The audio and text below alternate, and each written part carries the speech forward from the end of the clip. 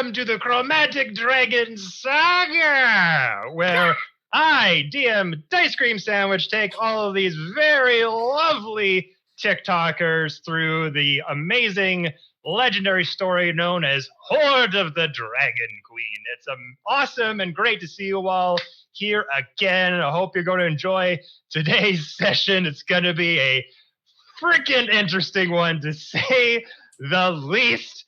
Cheide also acquiring some fresh new dice. The dice addiction has begun and probably will not stop anytime soon. So hopefully this will break the curse of Arctreon's low rolling streak. Yes. I think I'm going to use the dice from last time. I don't even know if I'm going to use the new ones. I'm going to use the ones that I had last time. We'll see. If they roll low, you're definitely going to throw them behind your shoulder and just use the new one. Done with these ones. To jail with you. But yeah, guys, not much to go off the top here. We are sans Andrew once again because he is moving from Atlanta to LA, and that is a hard thing to do. He literally texted me the other day, had his feet on a bare hardwood floor, nothing in the apartment. So he's still acquiring internet and all that stuff. So he will not be here for the session. Hopefully he will be there for next week. Fingers crossed. But the lovely Cole here will be piloting Avery for the remainder of today's session, just so I can focus on my stuff and not constantly forget he's around like last session. So, yeah. But nothing else new to report. For all the Beyond the Realms fans, we are taking another break this Monday from that campaign. It's the first time we've taken a 2-week break in the year and a half we've been playing that campaign. Bless you. But life gets in the way. Players need to take some time off for family stuff. So if you're waiting for Monday's game, it will be a break. But after that Monday, we are back on. So look out for that game. But Saturday is all about today's game. And I'm very excited to jump back into our fantasy version of Hostage featuring Dragon Eggs. So with all of that out of the way, everybody, sit back, relax, enjoy your Saturday, and let's dive into today's session of Chromatic Dragon Saga. Jazz hands. So, last we left off, the party continuing their dive into this cavernous region in the center of a dragon cultist encampment, being told by half-elven monk Leosin, who had been investigating the actions of the dragon cultists for some time, learning that they're amassing their power, gathering their forces for a nefarious plot that he himself is not very sure of what it could be at this point, pleaded with you to explore these cavernous ruins because he was certain that something of great importance was inside, that he needed to know what was going on. In exchange, you had asked him to ferry a group of hostages that the dragon cultists had captured back to the village of Green Nest where you started this whole adventure, and that you would meet him there after the fact. You went through the caverns, you encountered various enemies, groups of kobolds, avoiding poisonous fungi, all types of stuff, but eventually led you to a one-on-one battle with Langdarosa Cyanrath, the humanoid blue dragon that you had fought previously with a one-on-one contest with Arctreon. But after a long, hard fight, you eventually bested him, gained the friendship of some female barbarians who was trying to be lured under the evil guise of the cultists. And it seemed like the day was done. You had vanquished a very strong foe, still looking for potential dragon eggs in these caverns. You thought, we'll just take a rest, take it easy, and that'll be that. But then, old Apollo went adventuring on his own and decided to further guide himself through these caverns to explore a bit more. And in doing so, found the headquarters of another high-ranking cultist adorning those purple and gold robes, signifying their importance in the hierarchy. That to Furlam Mondath, a spell caster who you had seen previously in the camp that was basically torturing Leosin, who had been captured by them days previous. Unfortunately, Apollo thought this would be a great time to stab this person in the back on his own. Almost worked. Almost worked. I will give you that. But unfortunately was not enough. She caught his blade, shouted out as loud as she could, emboldened, empowered by a thaumaturgy spell to make her voice 4 octaves lower in this enormous boom to aid her, for intruders were now in the caves. And my God, an enormous fight almost broke out, with Archeron taking what was left of the female barbarians, holding the line, and another pincer move, stopping hordes of dragon cultists coming into the room you were in. Meanwhile, a group of guards went around the other side of the cave system, coming behind you, boxing you in this room. It all looked like you were fucked. You had been so beaten badly by Langdarosa and the barbarians that a lot of you were in low health. This was like oh my God, we might freaking die. This might be a TPK for everybody. But with the help of Amara, her curiosity leaving her down a path into this humid room off to the side, found the dragon eggs that you had been searching for. And Apollo, with his speed, dashed over to that area, found the dragon eggs. Well, you're not holding by your head. They're very heavy. You just grabbed it with your hands. Basically, put a knife to it, shouting out to a group of kobolds that were coming your way, "Nobody move or the dragon egg gets it!" Stopping all of these cultists in their tracks, as dragons in particular are the one thing they worship more than anything. And the more dragons on your side, the more power you eventually accumulate. With this being shouted is where we last left off, in a standoff inside the caves of the cultists, with Archeron still face to face with Furlam Mondath and her loyal cultist followers, still very much affected by the daunting roar that Archeron had shouted, causing the fear effect to take hold of Furlam and a few guards. And in her desperate hour, hearing that the egg had been taken, that negotiation was about to take place, emboldened by, or stricken by that fear, sort of a little bit of hidden truth came out, where she said, "Fuck this, I'm not dying for this cause, I don't need this shit."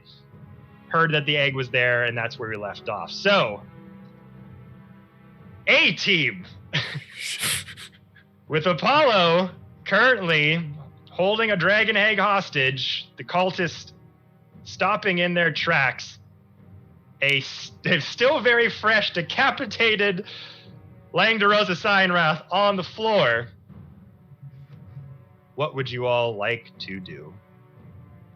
Walkie-talkie back to Amara. Tell her to heal you all. Lady, you pause right there. You're going to heal us.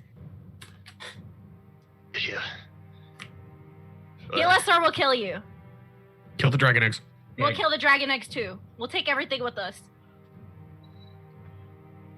And that fear still, that heartbeat being faster and faster, beads of sweat coming down her brow, staring eye to eye with Archeron as his fangs are just coming out of his mouth. Blood and dirt all over his body, just eyeing Furlam. Her eyes kind of dart back and forth, a little bit taken aback from this demand. If we heal you, you'll let the dragon go? I'll let you go. And won't harm the dragon.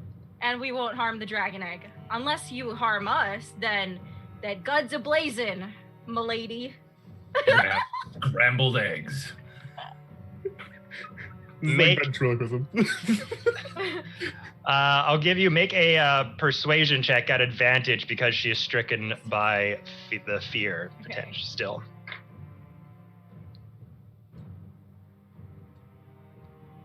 Amara, what's your intimidation? My intimidation is shitty. Or actually, no. Oh, there would actually probably would be intimidation at this point. Yeah. Okay. They're already intimidated. Because though. you are making a threat. Right?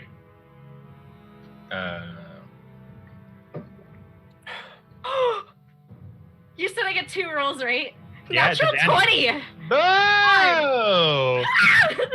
+1, so 21? Yes. Okay. I'm scaly.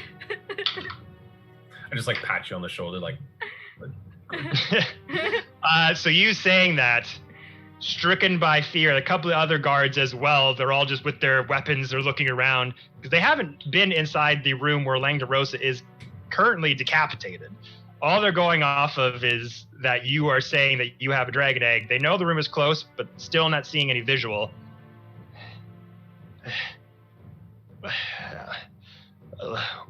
Where's the one with the egg? Okay, so I'm gonna just not say anything, and thank you so much. And I'm just gonna look at her and do that telepathic thing. Okay. Nice trick you got there. I can do it too, but I don't need what you do to do that.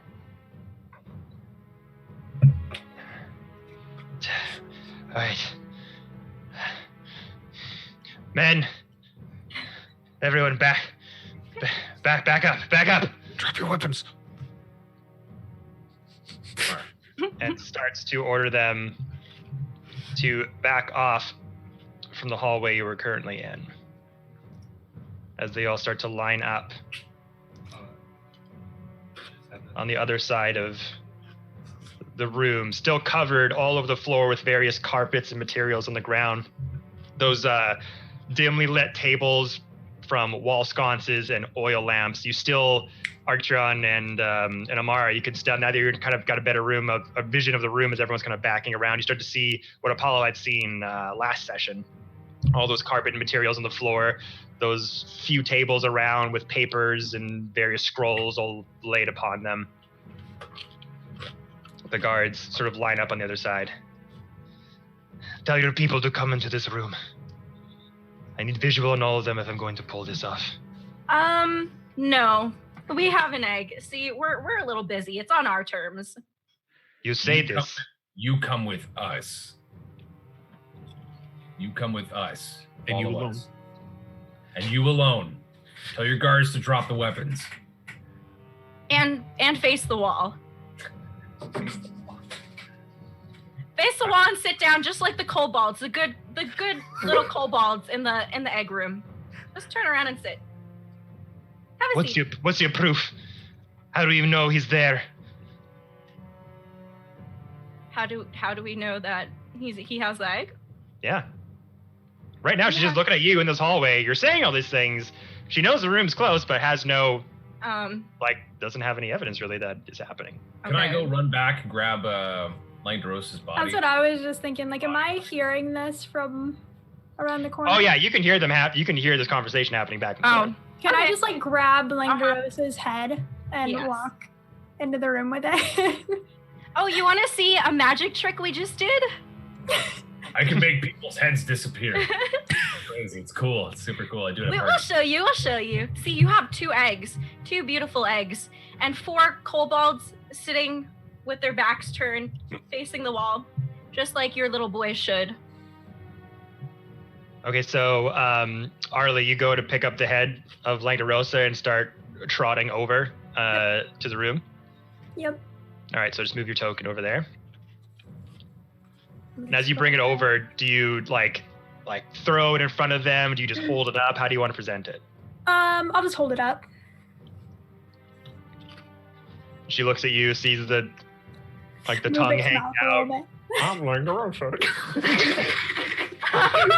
the eyes rolled back, the blood still dripping in that sort of coloration of blue, black, and deep purple dripping on the ground.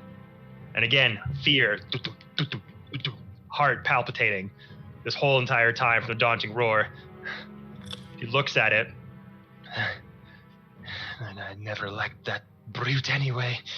And you can see it's like this facade, like she's trying to like you can clearly see she's fucking terrified, but just like trying to play it off. But that proves nothing. So you killed Langdorosa. So what? That's not an egg. This could all just be a bluff. Don't you think he would have tried to stop us? Clearly he tried and failed. But So that head is no egg. Oh, the eggs are here. You have guard drakes on them too that are sitting down like a good little boy because we have a whistle.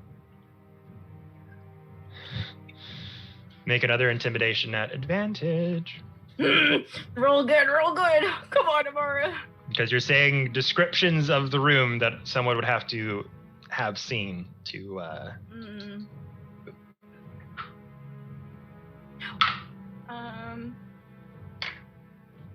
Okay. It's my first roll. Please, please, please. No! A 7. 7. So you say that, and you can definitely see the eyes widen a bit as you're giving more details about the room that the eggs are in that only people who would obviously be in there know about.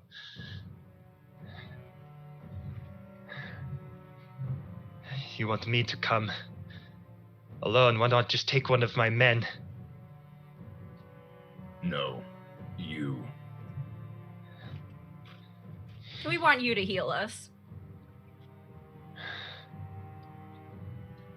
How do I know that once I healed you, my head will not be rolling on the floor next? I don't eat humans. Fair enough. You don't have to eat them to decapitate them, clearly. As a druid, we go by honor. As a barbarian, I'd crust your skull. All right, so I'm going to have Archeron make intimidation at advantage, and Amara make a deception check. As all this is happening, can Avery kind of move his way over to me? Yeah. Oh, fuck. I can't move the token though. Oh. Do so we I was get just going. advantage? For you, no. Archeron got advantage on that one. This is just like this is just more of like a determining your being as you kind of say something that's not very true. I got 8. I got 8 at advantage. I got an 8. Bye-bye, both got dice. You both got 8? Okay. Yeah. So in saying that,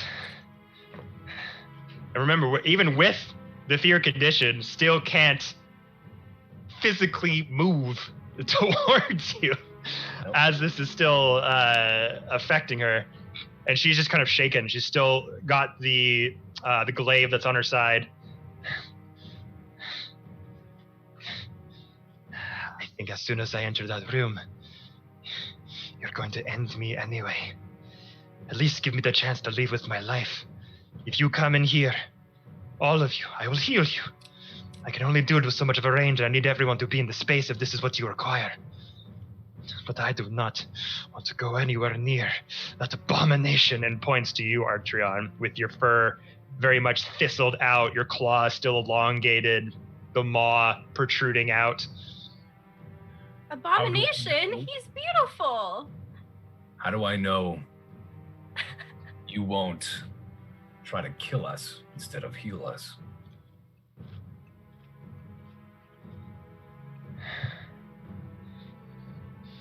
Those eggs, these dragons are essential for us.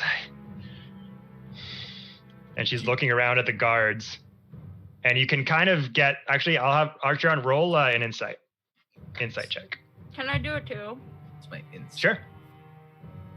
You're both very much paying attention to her. 12. 12. A 9. 9. I'm getting the new dice. I'm done. Yeah, see? It changed that.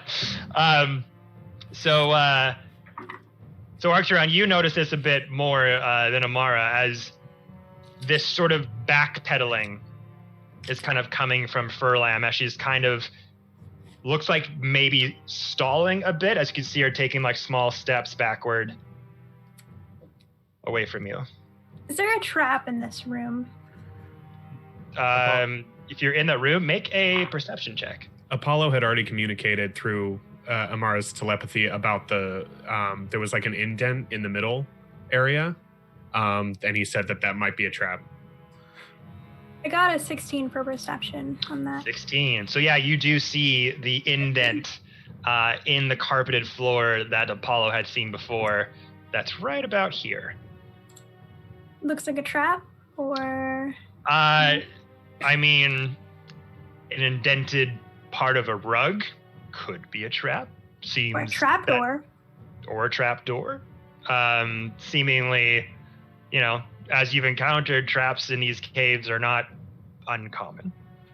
I'm gonna just ask her, what kind of person has not seen the eggs yet? You don't even know where they are, and you're fighting for a cause for what? I very much know where they are. What I am trying to deduce is if you have the capacity to do and follow what you say. And there's this whole, she's still like backing up a little bit from you guys slowly. Take one more step, and I will cleave you where you stand. Intimidation at advantage. Oh, by the way, I have my phoenix like on my shoulder. You brought the phoenix towards you? Okay. Yeah. 15 or 19.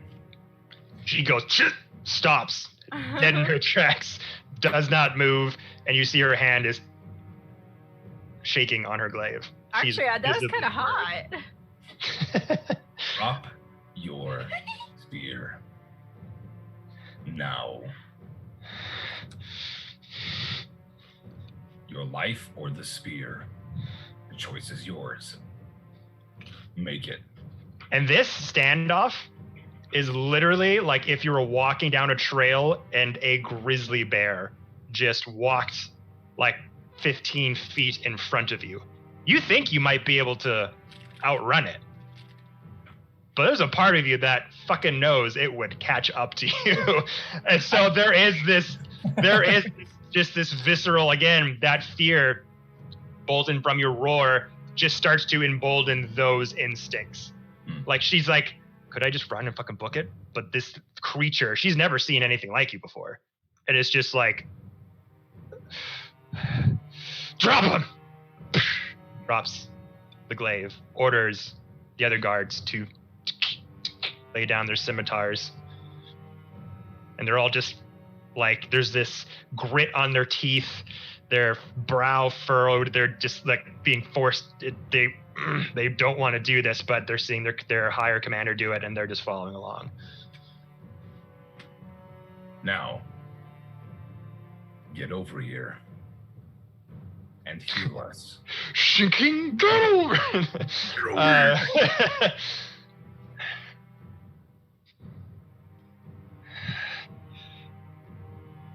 She starts very gingerly walking forward. At this point, I think I'm going to, well, is she still walking or did she just take a step or like what? She's like taking some, like again, grizzly bear, meat. She's just like very slowly moving forward and just not trying to like cause anyone to do anything rash. She's got her hands up. Okay, so sweat still coming down. I just say that aloud to everyone. Guys, we're not going into this room anymore. Clearly, you're trying to do something sketchy in here. Everybody back up. Ark, I love you. Back up a little bit. You're scaring the girl. Wait, I love him too. Amar loves you more. Anyway, guys, everybody just go. I'm literally going to like pull out my bow at this point and just knock an arrow and point it at her and be like, move, bitch, go. Like, I'm tired of talking. Roll intimidation at advantage. Get him, Marley. Also, at this point, can I just have like Martin just, you know, let's just say he sticks his head out of my bag, and I'm like motioning to him. Wait, you want him to stick his head out of the bag? Yeah. Yeah. Scooter is role playing Martin right now. Yes. So I got a 19 for intimidation, and I just want to. I'm holding the bow, and I'm like, "Move, bitch, go! Just hurry up!" And then Martin sticks his head out, and I'm like, "I am Arlie, the Great Dragon Tamer. Do you really think I would be wasting my time down here if there weren't dragon and dragon eggs? Move, bitch!" With the bow still like just in her face. Okay. On the bitch was amazing. You're like, bitch. So with that, so rolling high on the intimidation, roll me a deception check to see if she catches on to your dragon tamer story. Nat 20. Oh my god! 22 total. Yes, sir. Okay. So with that, knocking back the arrow, sick of this bitch, move! And then all of a sudden the pseudo dragon kind of comes out of your side satchel, the head kind of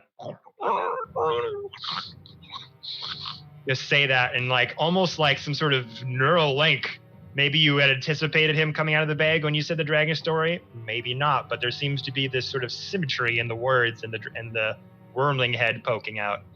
You said, "I am the great dragon tamer. You think this was by a mistake? Get the fuck over here." And she's just like beads of sweat.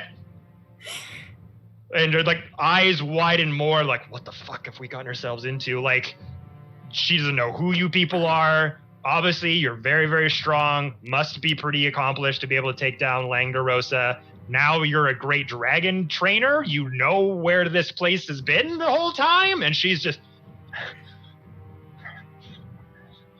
don't do anything rash, okay? We're gonna figure this out. And she just slowly is coming towards you, terrified. So with that, do you want to back up to where everyone's kind of being placed at the moment, as the two barbarians are kind of following your lead? Can we go back into that room? Yeah. So for Avery to follow into that room, was there anything said to him? Like, how would he go over there? Were you like, go see Apollo? I just imagine like everyone's going that way, and he's like, Apollo disappeared into this room, and there was a lot of screaming happening, and then like this is like a wellness check. This is okay. As soon as Apollo sees him, he's gonna be like pointing at the. So as all these negotiations are going on, Avery kind of was pretty badly hurt. Few solid shots from the Langdarosan fight really got him down low, but hearing that you're in that part of the cave, makes his way over there to check up on you. As so Archon, where are you moving your guy right now? Oh, sorry, I got very capable of that. Actually, she is going to be walking in front of me. I'm going to be like breathing down her neck, walking her to that room. Okay. So you're walking her to the egg room? Yeah, that's where we're going. Okay. So Okay. wherever she's gonna be, I'm gonna be like right behind her, almost basically hand on shoulder, more or less. Yeah. So with the fear condition, she can't necessarily move any more towards you, but if you're behind her, she's constantly moving away from you. So yeah, we can definitely say that. You kind of position yourself behind her. She could just kind of hear the snarling sort of low rumble growl coming from your chest as you're slowly behind her. Every breath you kind of exhale is, and she's just hearing her from the back of her head, being guided towards the egg room. Are the rest of you kind of following behind Archeon as he's leading her towards the egg room, or what are the rest of you doing? I would like somebody in front of me too, like in Oh, front of Archeon. I will come I'll go like, with yeah, you. also in With my burb. front. And there's still one guard in the room with you all. And as sort of Archeon has one hand on the shoulder guiding Furlam over to the egg room, the guard with his spear is just looking around, not sure what to do. Amara's gonna like check him like like just jump like And I'll have, did you want the barbarians to follow you in there, or did you want them to stay put? hey, with that guy. Have them guard the guys lined up in the other room. Oh Yeah. true. they're gonna take that one guy that's sitting in the room with us there and take him with the rest and have them stay and guard that area. Okay. So you command the female barbarians Jilga and Ha, with the body of their recently deceased sister on the floor, not too far from them. You kind of ask them to bring this guard into the room with the others and to guard them while you complete this task. So they'll make their way back to that carpeted room. And tell them basically, like, if they make one move towards their weapon, slaughter them. No hesitation. All right. Easy enough, as they have gained much respect from Archeron through this insane battle discourse. They very much humbly accept and are standing there with the rest of the other soldiers as the rest of you start to venture into this cave. So, Apollo, you start to see, as Avery had come into the room before that, was there any interaction you wanted to have with him? Just yelling at him, just guard kobolds, guard them. Like they're guard them. Currently with their heads towards the wall, sitting, hands up, sitting, as you had commanded them with your action last session, with your arm around the egg with a knife to its throat, to back away, face the wall, drop your weapons, hands up, sit down. Mm-hmm. So you got Avery kind of near them with Standing sword down. out, making sure they do such. You start to hear the footsteps of your fellow party members crunch through these rocky, cavernous terrains as they start to come through the dimly lit room with the Tiamat prayer on the wall. Really quick, with my 60 feet of dark vision, there's can I see anything else to the right of me? Anything over here? Yeah. Oh. You will not have to roll for that. I just didn't reveal it before.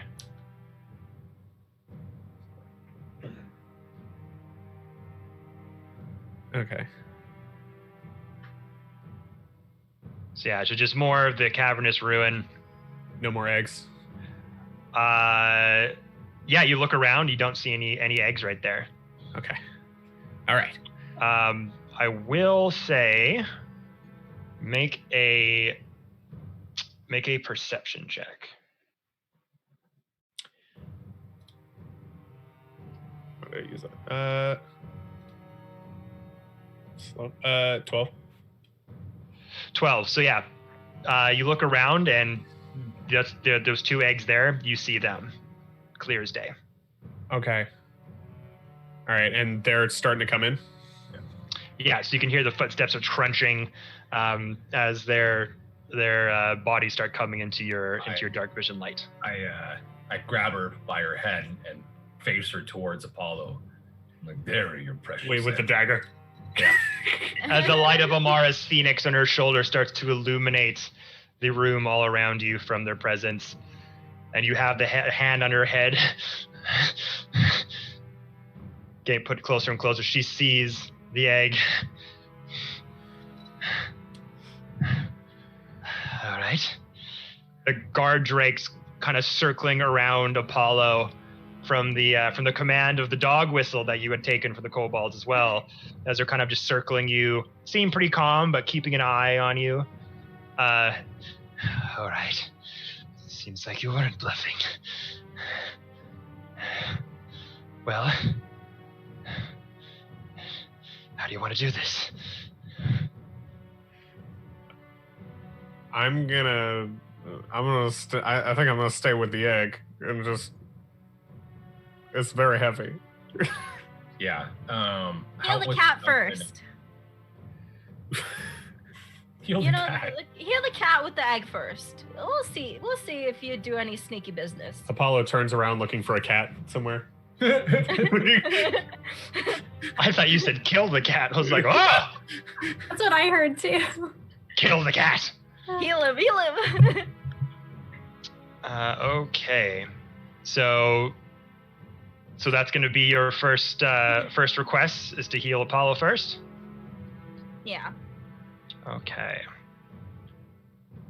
Let me just bring up her spells. I'm gonna call up to Avery and just be like, have him strip and come down here. The lady? No, to Avery.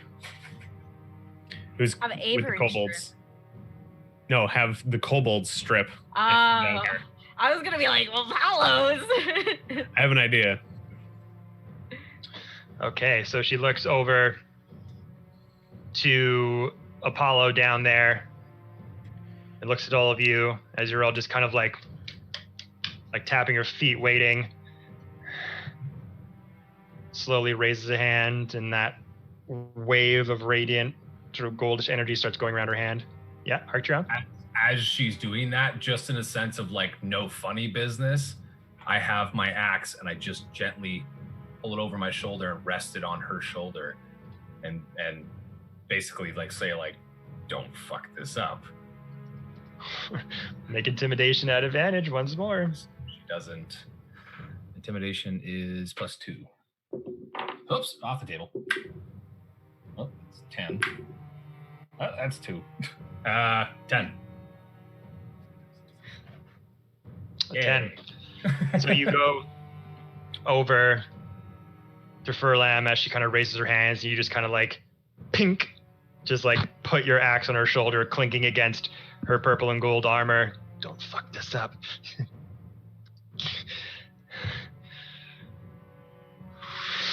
Starts to twist, and the radiant energy starts to get a bit brighter as the dim light from her hand kind of illuminates the space around you.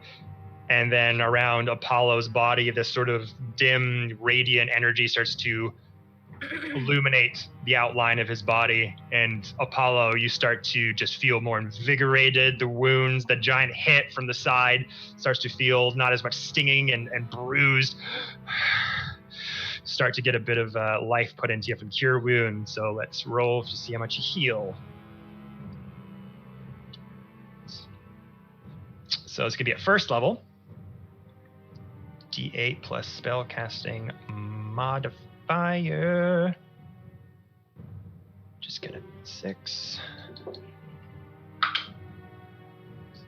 So 9 points of healing to you, Apollo, as she just twists the hand. Some of those bruises, not all of them, but a few of the wounds kind of close up. You're able to breathe a bit easier. You feel a bit lighter. You're able to catch your breath a bit more. Give a thumbs up. Like, all right. I healed your friend. Now what? Heal the other one, the servitor. I was gonna say the rest of us. Like, Yeah, just everyone. I mean, everybody. yeah. Okay. So healing everyone.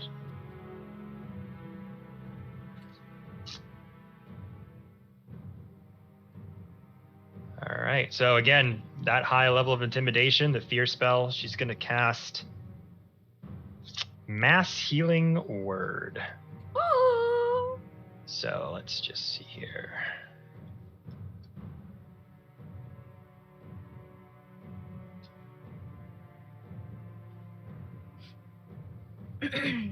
So up to 6 creatures within range regain 1d4 plus ability modifier. So this is going to be for all of you. So those would be 1d4 plus 6. As again, you kind of say that like, now heal the rest of us. Kind of putting that axe like more force on the shoulder. And just starts like saying draconic words into this incantation of healing. And as the words kind of come out, it's almost this airy sort of crystallized vapor coming out of the hands, meeting out of the mouth, meeting the hands. It just kind of waves it. And this sort of glittery dust cloud kind of comes from her mouth and starts to plume all around you as it falls down on you. That radiant energy kind of outlining the rest of your body and starting to see wounds close, healing starting to come into your body. You're going to take 8 points of healing for everyone. Better than none.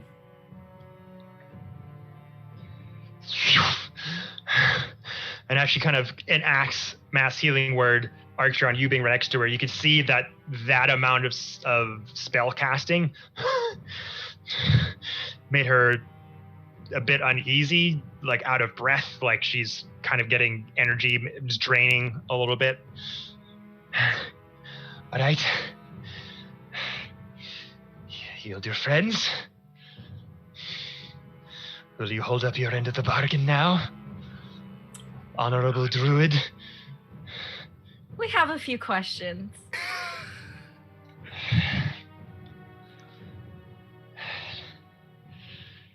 Look, I've been a loyal follower of this movement for some time. I'm a very valuable spellcaster, as you've seen. I will tell you whatever you want to know. I value the things I have done, and I believe in the charge the cultists are trying to do, but I do not want to give up my life for these creatures. And looks over at the kobolds and like, oh, what the fuck?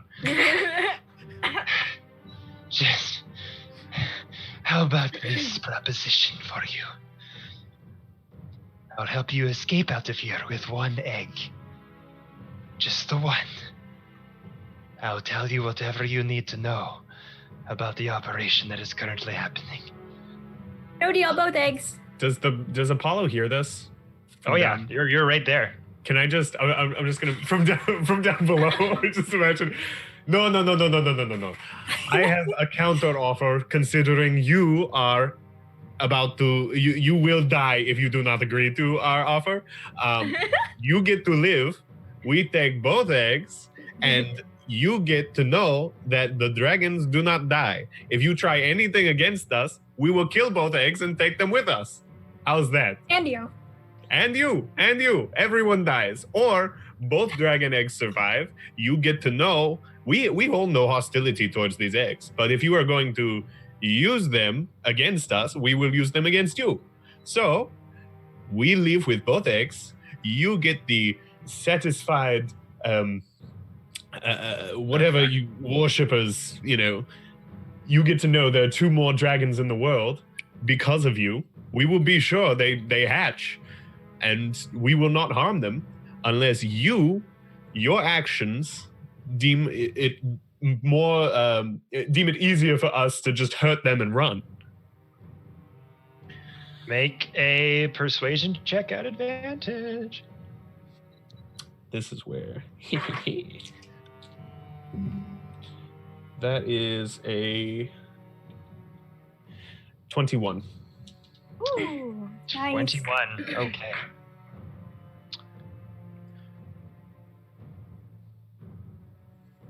As you say this, taking all this into account, I'm going to make a pretty good point. I value my life a bit more than these creatures. These beasts are wonderful, majestic creatures, and I love them with all my heart, but I value my life more. You may kill me, sure. You may end my life. But what about all of our friends outside? Sure, you may try to convince them. Holding 2 dragon eggs, should you be able to drag these heavy beasts out in their current state? Maybe they believe you, and maybe they think they can kill one of you or all of you before you kill one of the eggs and preserve one of them. Now, if you have a high-ranking official, maybe that'll be an easier job for you. That's where you come in. And you're going to come with us. This is a win-win situation. I do not see what the issue is here. You help us, you get to live at the end of the day, and the dragons get to live at the end of the day, and guess what? If they're still living, you still have a chance to get them back. No risk on your part. And I'm sure you have plenty of treasure from all your raiding and stuff. I'm sure that is not worthless to you. You get to leave at the end of the day alive with treasure. We leave with the eggs, which you know are alive, and if they're alive, you can get them back.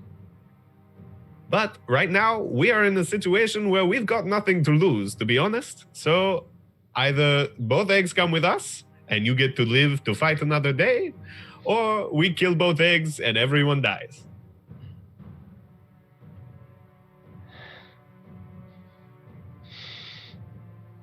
Looking around at all of you, sees the kobolds in the corner there.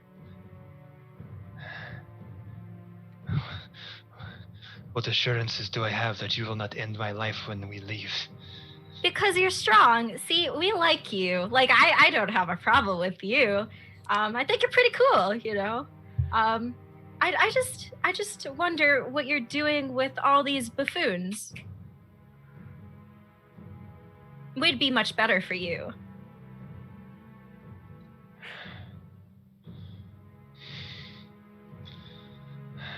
All right.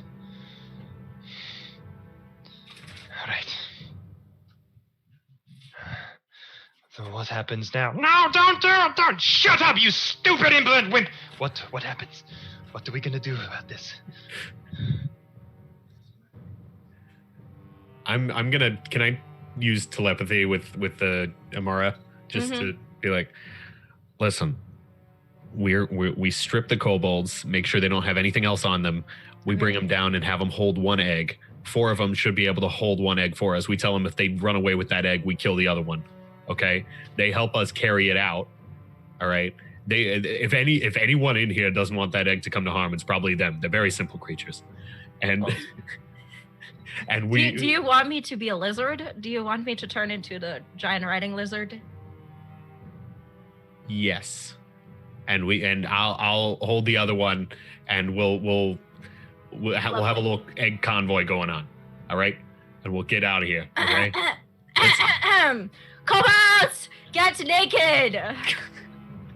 Take everything off. Yeah, what she said. What? Because I said so, or I'm gonna stab the egg. Take everything you have off and put it to the corner. Line up. Have you both make intimidation checks, or one of you at advantage? I'll give it to Apollo. Advantage. Okay.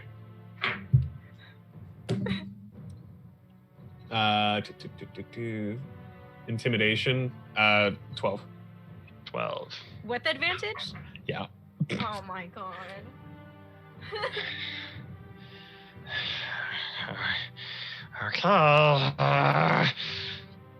And they start to turn around with their hands up, their weapons down the ground, and they start to just pull off their like tunics and their belts and start to wiggle down to their skivvies.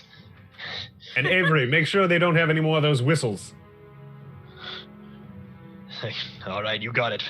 And you can clearly see that like they're naked. They don't have anything on them. All their stuff is down by their kobold ankles. As Avery kind of like leads them with his longsword to start to go down.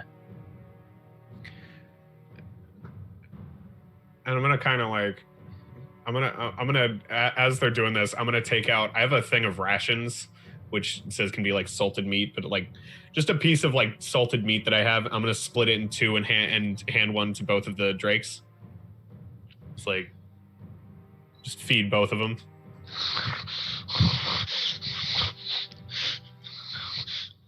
Make an animal handling check.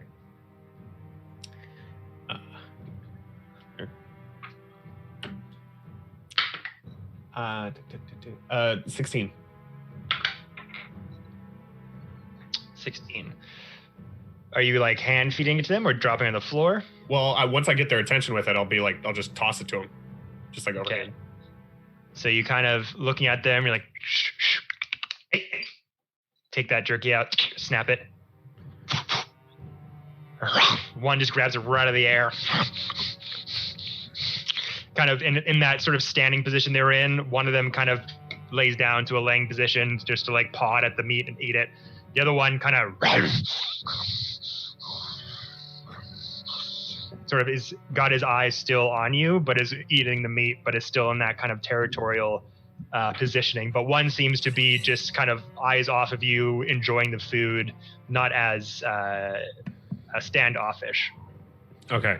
I'm gonna turn into a giant riding lizard, by the way, and just crawl down to Apollos. Okay, because you took your short rest, you got some of your wild shapes back. I have one wild shape to use. One wild shape to use. Okay. Because you took a short rest. You had 2 slots left. Use one to summon the bird, and then you've got this one left. Yes. Okay. So turning into a giant riding lizard. What does your lizard look like? It is a beautiful purple colored lizard.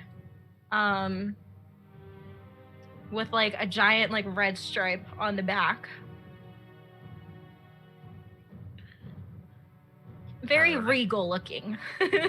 All right, so I'll mark your. Actually, I'll change the color because you can't really see that one.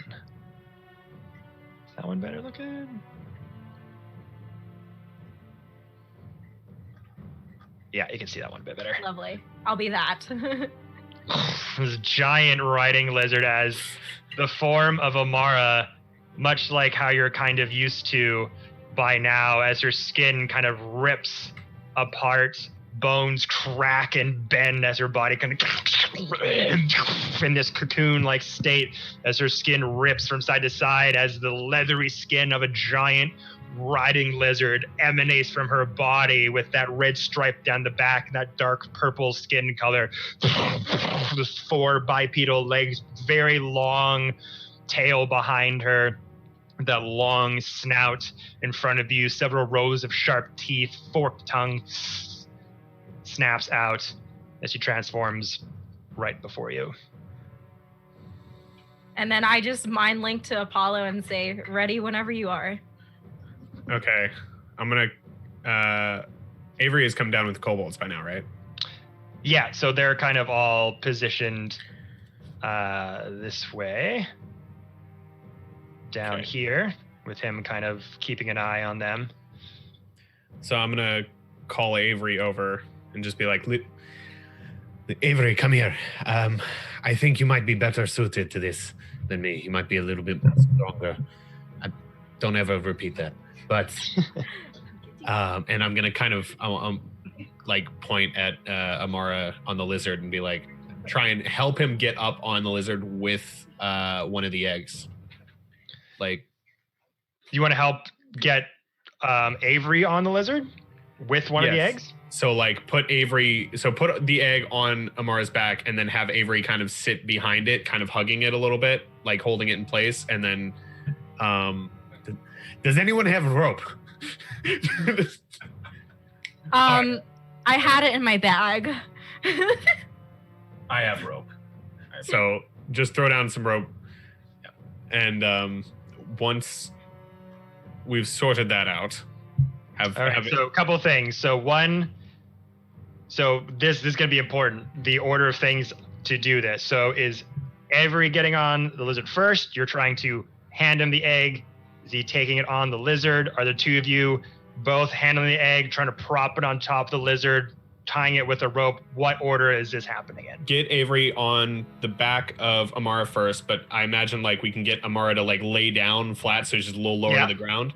Have Avery on the back, kind of reaching down to help up, and I will help guide the egg up. So it's not leaving the ground so much as it's kind of rolling onto Amara's back. And then once it's on Amara's back, he holds it in place while I tie it on. Okay, so first we'll make a strength check to see if you two can kind of finagle the egg on the back of the lizard without dropping it. It is a 150-pound egg. So either Avery can have advantage, or you can have advantage, or you could both roll. Avery can have advantage. Natural 20. Oh! Well, there you go.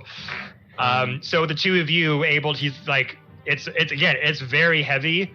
I'm gonna have you roll strength check as well, as you're the one who's picking up. Essentially, you're picking up the egg and handing it to him. He's on back trying to guide it up.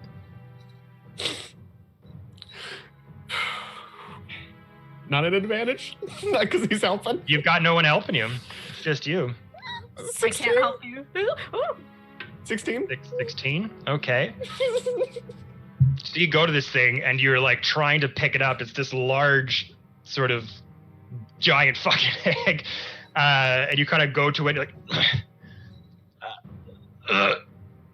it's just kind of awkward and how to get it. And you hear Archeron, squat like I taught you! And he's like, kind of gets down in like that leg position with the bum going down first and using your quads kind of to get it up.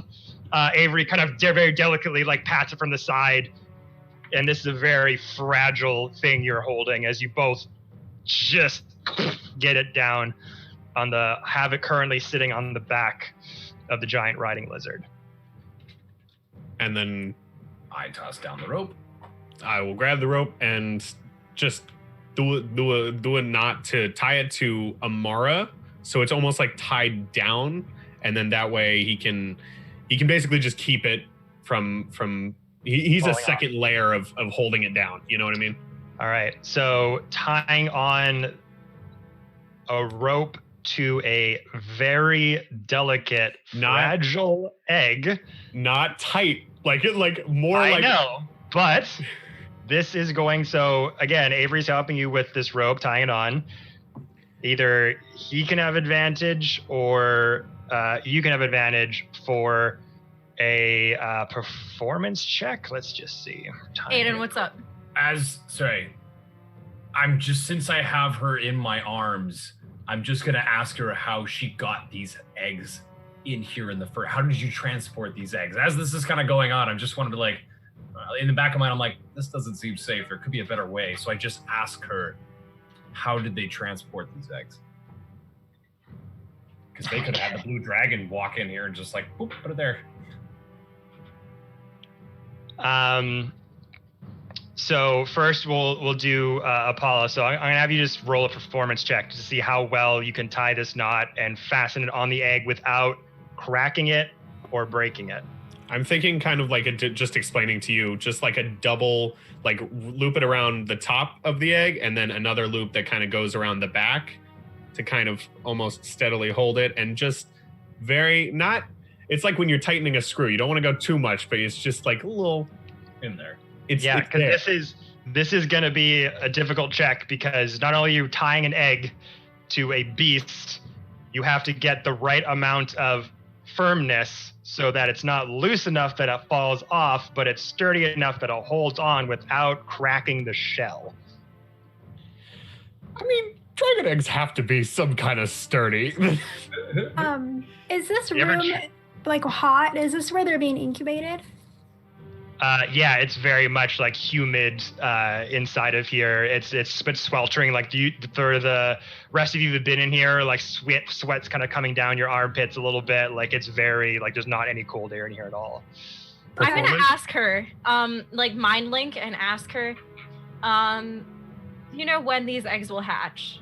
So first, hold on. So Archeron had the first thing there, but we're gonna wrap up what Apollo's doing. So Apollo, performance. Yeah. 19. Okay. Take it. Charisma, dex, character. Yeah. I can't fail again.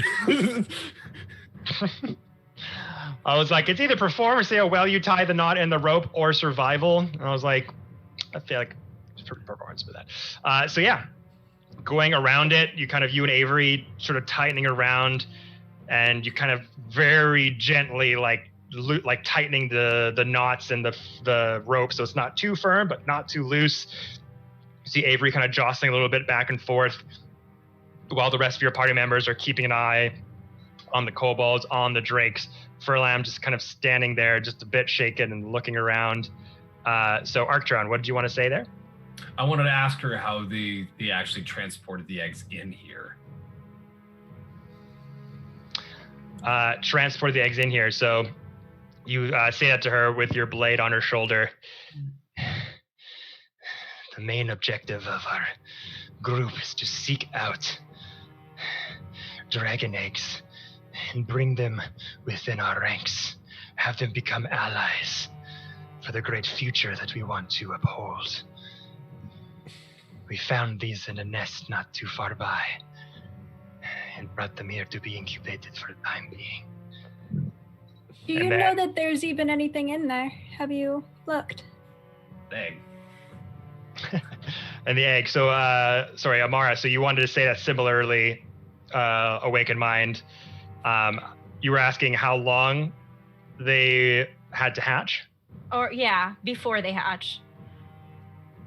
Like how long will it take before they hatch?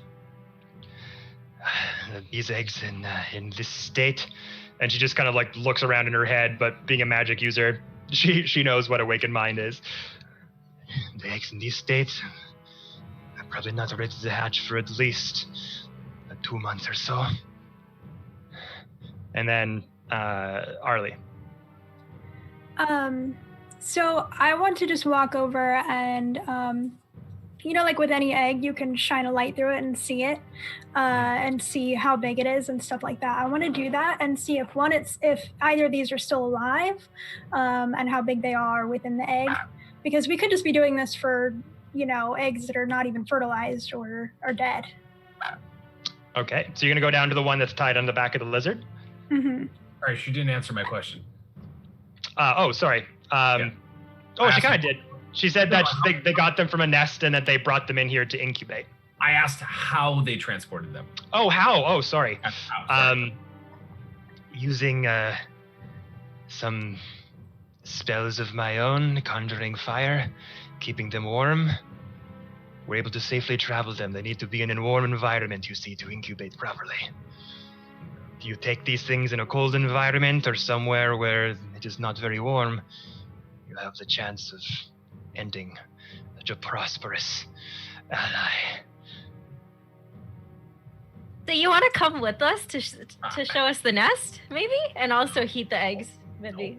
No, not to show us the nest. No, you just... No, I want to see the nest. But you guys don't hear this because I'm asking her as a lizard. Mind link. Oh, we're getting these eggs. We're going back to Green Nest. That is it. There's no more intervening. Going back home. Sick of this. It's hot and sweaty and wet in here. I'm done. So with Arlie, kind of as you're having this conversation with her, talking about the eggs, how they transported them, where they got them from, you start to go down to down the steps. You look at the egg. You're kind of giving it a second glance. I'm going to have you roll me a nature check. Okay. I was thinking I would put like my torch on one side of it so you can kind of see through it. Yeah. But nature... Ooh, 5. 5. So you do have a fairly intricate knowledge of nature, obviously, animals, beings, things like that. You put your torch next to it and it illuminates this fairly large, like not even an embryo. Like it seems like a baby dragon, just like kind of curled up with the tail kind of between its legs and the wings kind of furled back. It looks fairly large, but for you don't have too many close encounters with dragon of this type and size. So you're looking at it, but you see that there is a embryo in there, and every so often it shakes and kind of kicks. Can I check the other one as well? Yeah, sure. Do another nature check? Yeah. 6. 6, yeah. So same thing. You see that that sort of embryo body inside, but what type of dragon it is, hard to tell. How long it has from hatching, also very hard to tell. But holding the light up to it, you can see that there is subtle movement at least. So you can at least confirm that they're not just dead eggs. Okay. So safely tying the egg here to the back of the giant riding lizard with Avery also on top. What else would you like to do? I am going to turn around and go to the kobolds with kind of the whistle for the drakes, just hanging out kind of the side of my mouth like a cigar, just like coming around the corner to the kobolds. And still standing within reach of the egg, just as like and I still have a dagger out, just like ready. And I'm going to nod to them and then nod to the egg and be like, You will help us carry this egg out of here, and you will not drop it, as I'm sure you know. If you drop it, there goes one of the dragon eggs. We have the other one. If you decide you want to run away or pull some hero bull,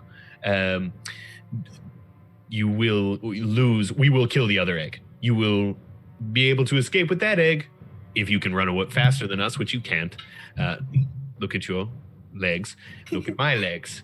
I will Apollo, should we trust them? I mean, maybe myself have to or trust Art them. could carry it. That's like asking a Christian to hold the Holy Grail at this point. That's fine. They won't drop it, will they? No, they're not going to drop it, but they may try to escape. Or And if there's two holy grails, they would want both of them to not be broken. Mm-hmm. Mm-hmm. I'm saying, either way, if they drop this one, we got the other one. But we need someone to carry this, and I want Arc on Spellcaster Lady. I don't trust her. Yep, I got her in a Scared of you. I will stand in the back with the kobolds, like behind the kobolds, so if they try anything, I'll be there. And then we'll have Avery and Avery on the lizard in front, and then we can have I'll guard the egg in the back that these guys are carrying, and I just kind of go over and just kind of gently touch the egg, and I'm like emotionally invested in these already, so Okay. Yeah, and as you get close to the egg too, Martin, your little pseudo dragon, kind of pops out of the side bag and Aw.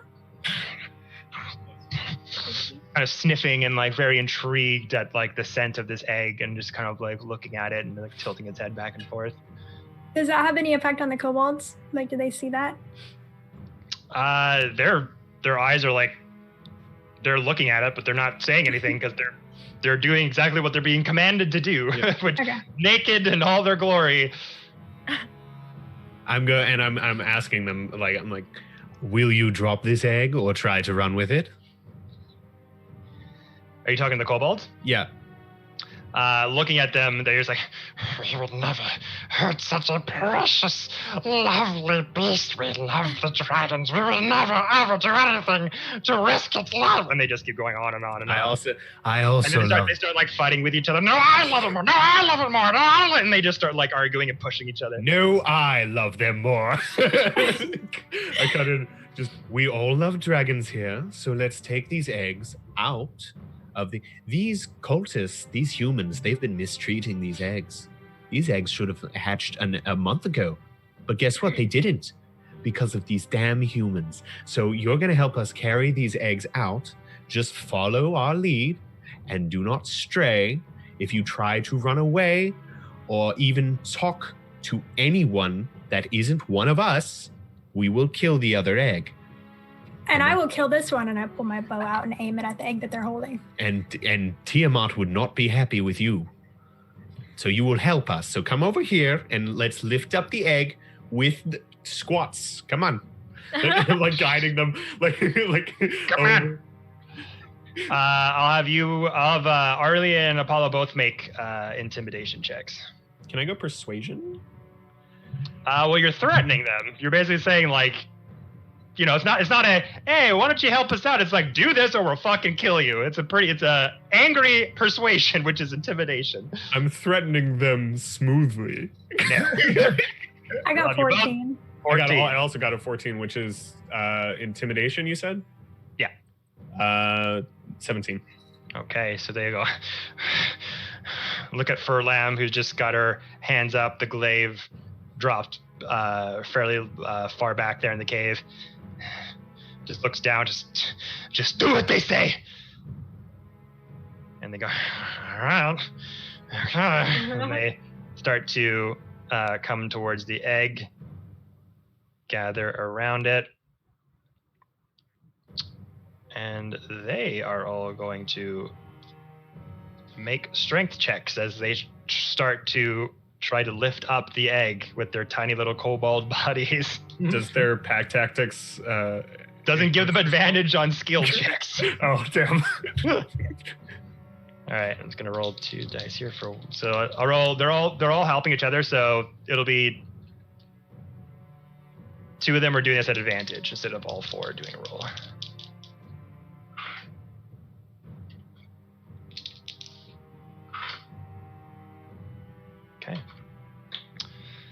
So you see them all get their little kobold hands underneath it and go, all right, 1, 2, and they like get up and start to weave over to the side and go over to the other side. Arlie and I are like, but eventually they center themselves. We're going. let's walk slowly. And they all just start like hobbling over towards the ladder, with the drakes kind of moving out of the way, with the two of you kind of leading them over. Have you, now that you have everyone on your back, Amara, were you like walking up to the top floor with everyone? Yeah, because I don't need a skill check to climb. Yeah. So you can just put you up there. So you climbed up the ridge there with everything on you. And the 4 of these guys with the egg go up here. They're going to make another set of strength checks to push it up the ladder. Oh, isn't it stairs? Is it a ladder? It's a ladder down. Ooh. Maybe Arlie and I should help with that one. Well, they're already doing things at advantage, so it's not like they're already having someone help them, so it's not like just standing behind, so if they do mess up, we might be able you can definitely ready an action to like try to catch the egg if it falls down. We both do that, yeah, for sure. All right, so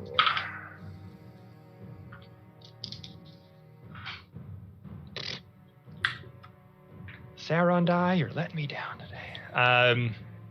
So you see them start to hop up, and they're doing it in a very like intricate, spot on way. Like clearly they had to get these down here somehow, so they know how to get it back up. So you see one kind of, and you see one kind of like climbing over the other, like over the egg very gingerly, as they're just like doing this sort of 7 dwarves mentality of snaking themselves, climbing each other over to help get the egg up. But you see that, and they finally get to the top of the ladder, and one kind of wiggling back and forth, but eventually able to place it on the top floor up here. Giving me anxiety, Kevin. Gosh. That's my job. Amara's gonna talk to Apollo's mind link and be like, "What if we keep these cute little minions?" No, and then that's the last year. Look at them! Look at them! Amara, I think that the eggs need names. Mine is called Stuart. The other one is Kevin Spacey. Yay! Stuart and Kevin Spacey. I don't know if you'd want to name anything Kevin Spacey. No, this is a joke. I mean, some dragons are evil, but are they that evil? I don't know. So successfully getting the kobolds to perk up the egg up top. Amara in her giant lizard form with the egg, with Avery up there as well. Furlam, the axe is still on her back. All right. You've got 2 eggs. Shall we end this negotiation? You were supposed to help us out. We are. Lead us away. That's what I mean. We'll go to the entrance and we'll be done with it. Yes. As I'm walking along, I'm just like making small whistles at the drakes, and like gauging their reaction to certain like tones and stuff, like almost like troubleshooting like the whistle, and like because I know what the whistle sounded like to get them to stop when the kobolds did it, but I'm trying to like figure out how they react to certain. Be careful. And like also like adding in like little points to like get them just to follow me. So I will say, so they followed you, by the way. They're like behind you, as they still have the as you're looking at the kobolds with the eggs that they got up the ladder, these guard drakes kind of circling behind you, kind of still following you around, but you have the whistle kind of keeping them at bay. So you want to try to make a whistle, make a click to try to signify what exactly that they're. I'm just as we're as we're walking, I'm just seeing what they like, because I know what the stop sound is. Actually, would I know just from my past with like draconic stuff? Would I know, or I would have read about anything like commonalities between taming these kinds of animals, or like commonality? Not necessarily. You don't need to check for that. It's just the whistle. Clearly, these things have been trained to just like calm the fuck down to a sound. Okay. In this instance, that's all you really can surmise. Do they respond? Do they respond when I like point places? Like if I point ahead, will they at least look that way, or even walk with me? So you're kind of looking at them and you go like, "Hey," just like point over there and seeing if they just react. Well, just like for instance, snapping and pointing at like one side of me. If I can get one to come up beside me, almost like a guard dog. Just so like, you're trying to make a gesture to get one of them to come towards you. Yeah, to just be, okay. I want them to follow on either side of me. So again, from that first interaction, you kind of fed the two of them. One seemed a bit more relaxed after that fact. The other one's still looking at you and very much keeping its eyes on you as you're in their territory. Coming to the bottom of the ladder, trying to see how far this goes. Hey, come. Make a animal handling check. Can I do it with another piece of like meat for the one that, like I'll have a piece of meat in each hand and just be like, as like a little extra, like, hey, come here, you get food. Yeah, sure. And it was animal handling. Mm-hmm. Straight. Yep. 13. 13. Go over to them. You kind of turn around and see them just kind of scoping you out, almost like a pack of wolves that they're in their territory, but they're just not sure how to act or what they're doing. They just keep an eye on you. One seems fairly like not as confrontational, but the other one has just this eye on you. Hey, come here. The one that's calmer is kind of gingerly coming towards you. The other one, who's got a bit more of a stank face on him, you can see this low growl slowly coming towards you, but still is just not sort of convinced necessarily that you're friendly. The other one, though, seems to be like a little bit more, again, more subdued, kind of comes to your side and plops down and starts to eat it. The other one, though, takes it, like grabs it and starts to back away a little bit. One is currently laying down next to you. Okay. That's all I wanted to do with them for now. And I'm just going to telepath back to Amara, just, please don't drop the egg. Please don't drop the egg. And I'm going to look at Ark, or I guess make my way up to Ark if we're kind of over there, just so I'm on the other side of what's her name.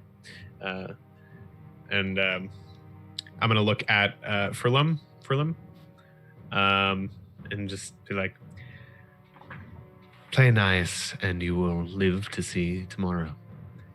And let's get out of here, shall we? I'm tired of this dank place. You can leave here with your head or without.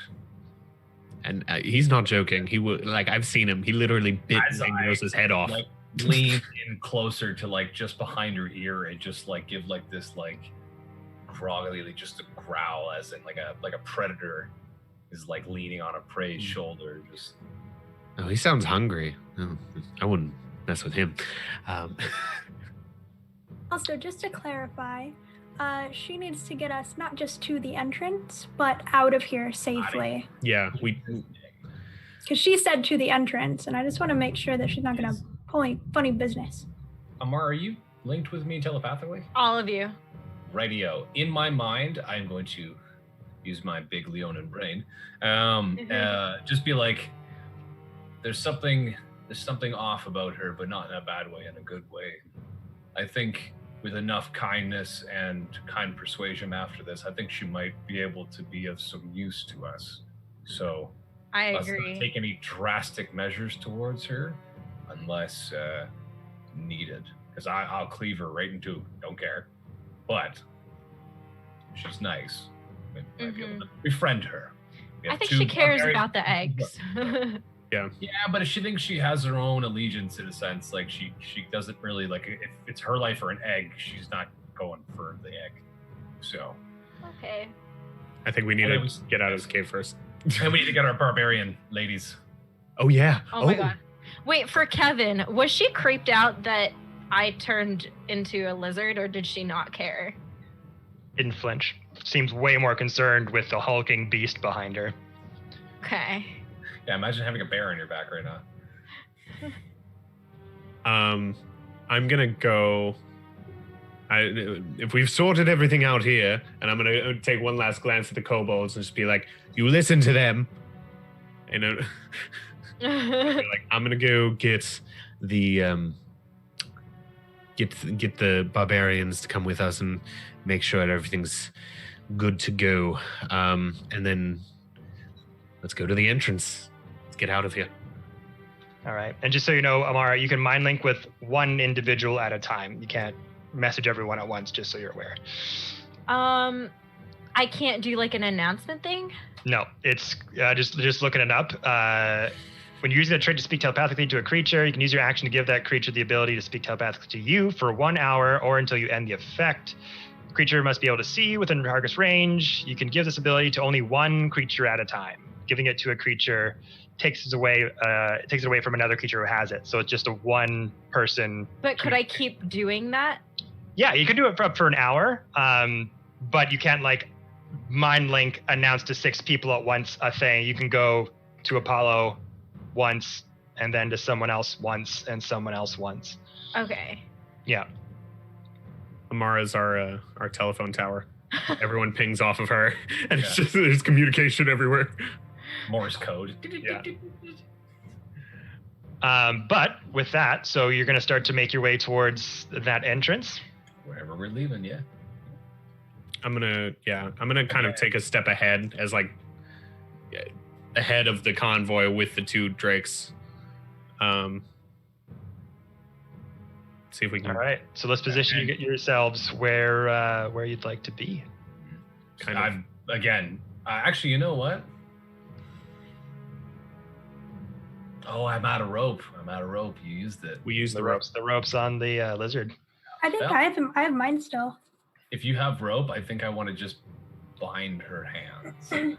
Sure. I'll give it to you. Okay.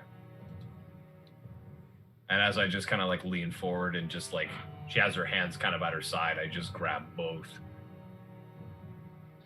Put her hands behind her Okay. and wrap it up. Just so you don't do anything funny. I trust you, but not that much. All right. I guess that's fair. Start to tie her hands behind her back. Okay. And yeah, I'm just gonna basically just kind of again just walk behind her, hand on shoulder. She ain't going. She takes one step the wrong way. I'm like both hands on her. Is a convoy of hostages. Yeah, she ain't going. She ain't nowhere. You ain't going nowhere. 3 minutes. I got you for 3 minutes. 2 minutes of big time. Oh my god, it's so good. Okay, so tying up Furlam, leading the charge to head towards the entrance of the cave that brought you here. Arlie, you're coming back up from the bottom Mhm. part of that cave, leaving the drakes there. Okay. Can the drakes come up with us?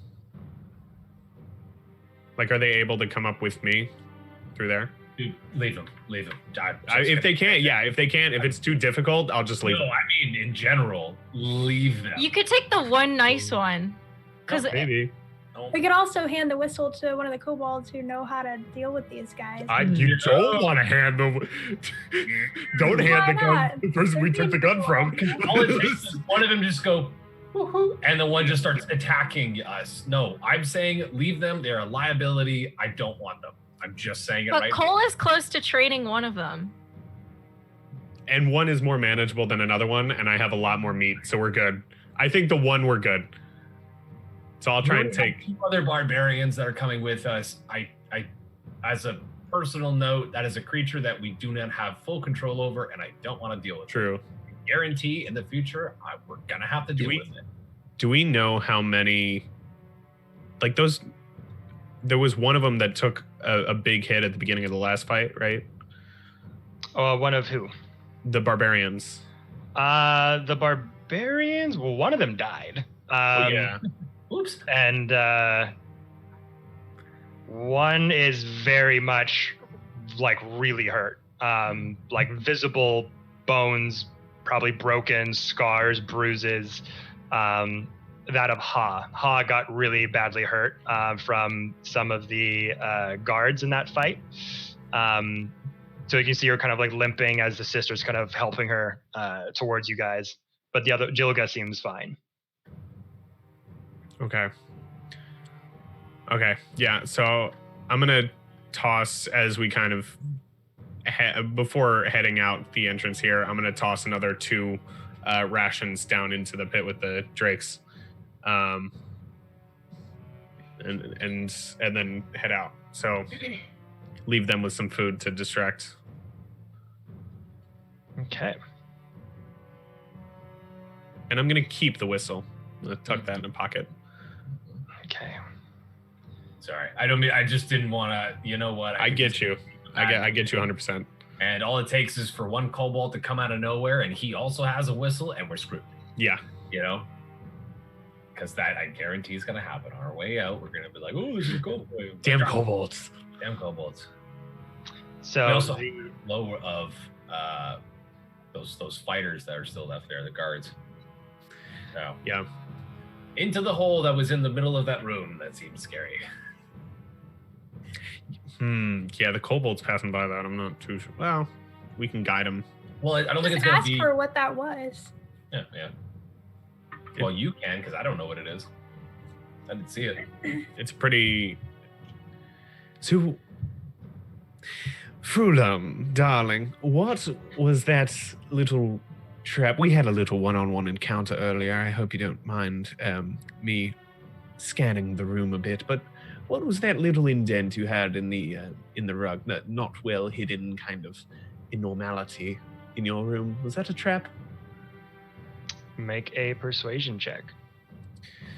At maybe advantage. Not at advantage. Yeah, I don't need it. 7 plus 8. Yep. 25. 25. Mm-hmm. So she kind of looks at you, and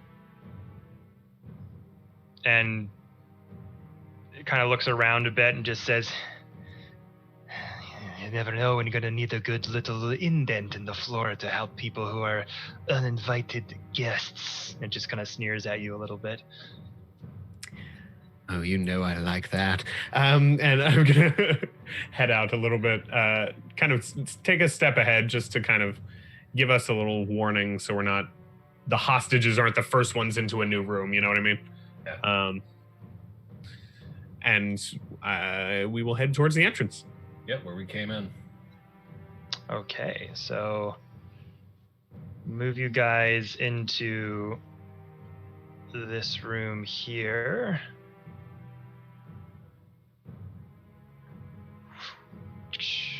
Cobalt still carrying the egg, I'm assuming. Mm-hmm. Yes, sir. Okay. I'm gonna stay behind them and just kind of keep my bow pointed at the egg. Right, and Amara, I believe your bird is now snuffed out because you are a giant lizard. Passing through this room, did you want to say anything to the barbarians, the soldiers, check on them? They're in the other room, so we're going. Which way is wider? Like, would it be easier to go back through the kind of fungus room to the entrance, or because there's stairs there as well? Or there were kind of like sort of ground flats that looked like stairs that kind of led upwards. Okay.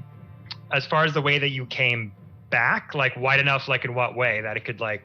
Well, like for instance, the tunnel to her, like her area, her study here, that seems much more narrow than the other way. I'm just trying to gauge which way would be easiest to bring the eggs and everyone through, because we have kind of a convoy going on.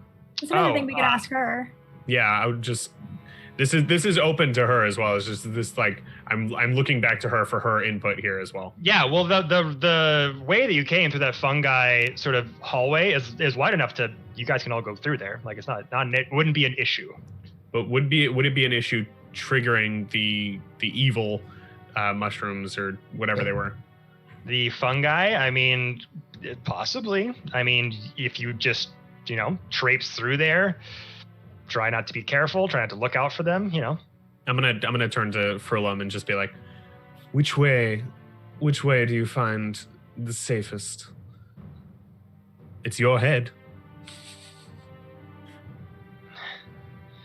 Hands tied behind her back. Well, there's the main passageway with the foliage and the fungi. I think that might be the only place large enough to carry you all. I see. Well then, let us go. And I'm gonna nod to Ark to kind of start moving her out, and I'm gonna go back and get the barbarians real quick. Yeah, I was about to say, please tell them to come with us. Yeah, I will meet you out there, but kind of aim you guys that way. And I will go for. I will run over for the barbarians. Okay, so the rest of you, you're gonna go down that sort of secret hallway that you entered this room in the first place? I'm gonna pick up Langdorosa's head in my mouth and just like happily walk with it. Okay. Hey. Now it's like you and Art kissed. Oh! Having a mouth being on the same thing does not make it a kiss. It does.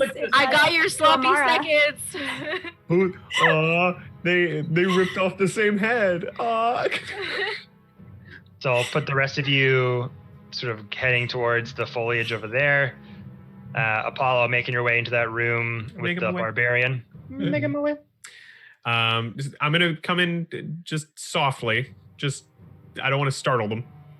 Mm-hmm. All right. What do I see when I come in there? Are they just? You see the guards all standing there, their weapons down. Make a insight check.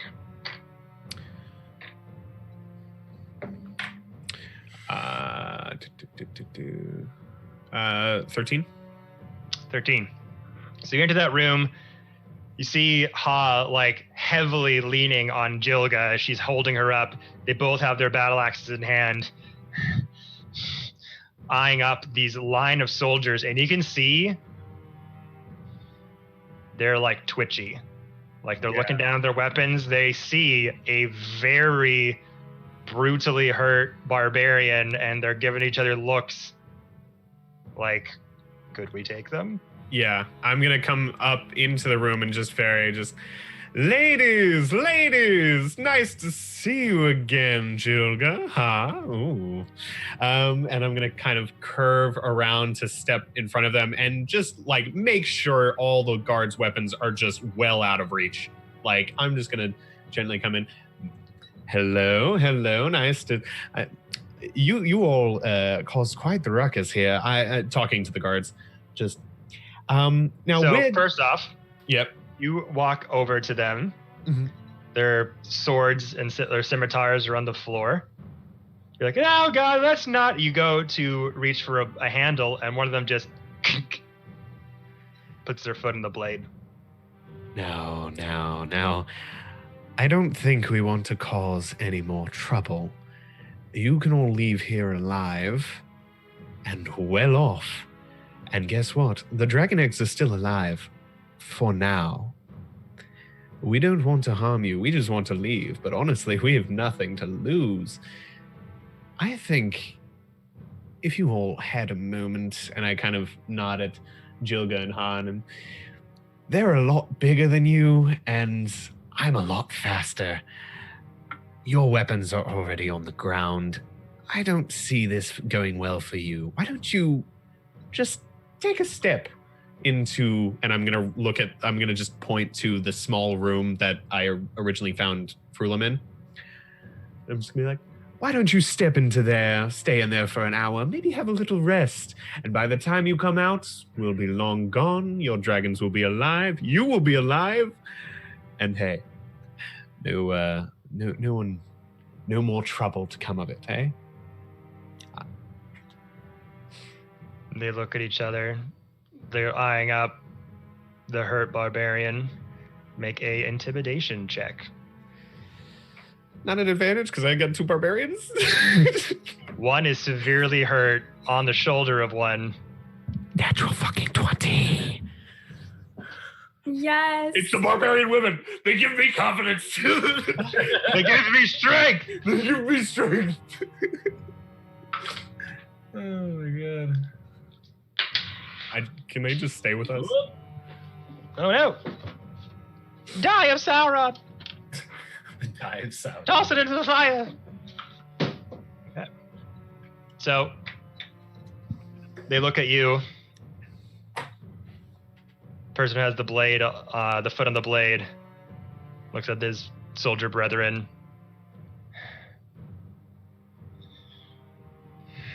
Slowly takes his foot off the blade. As you're down there, as you're kind of come up, sort of meeting him.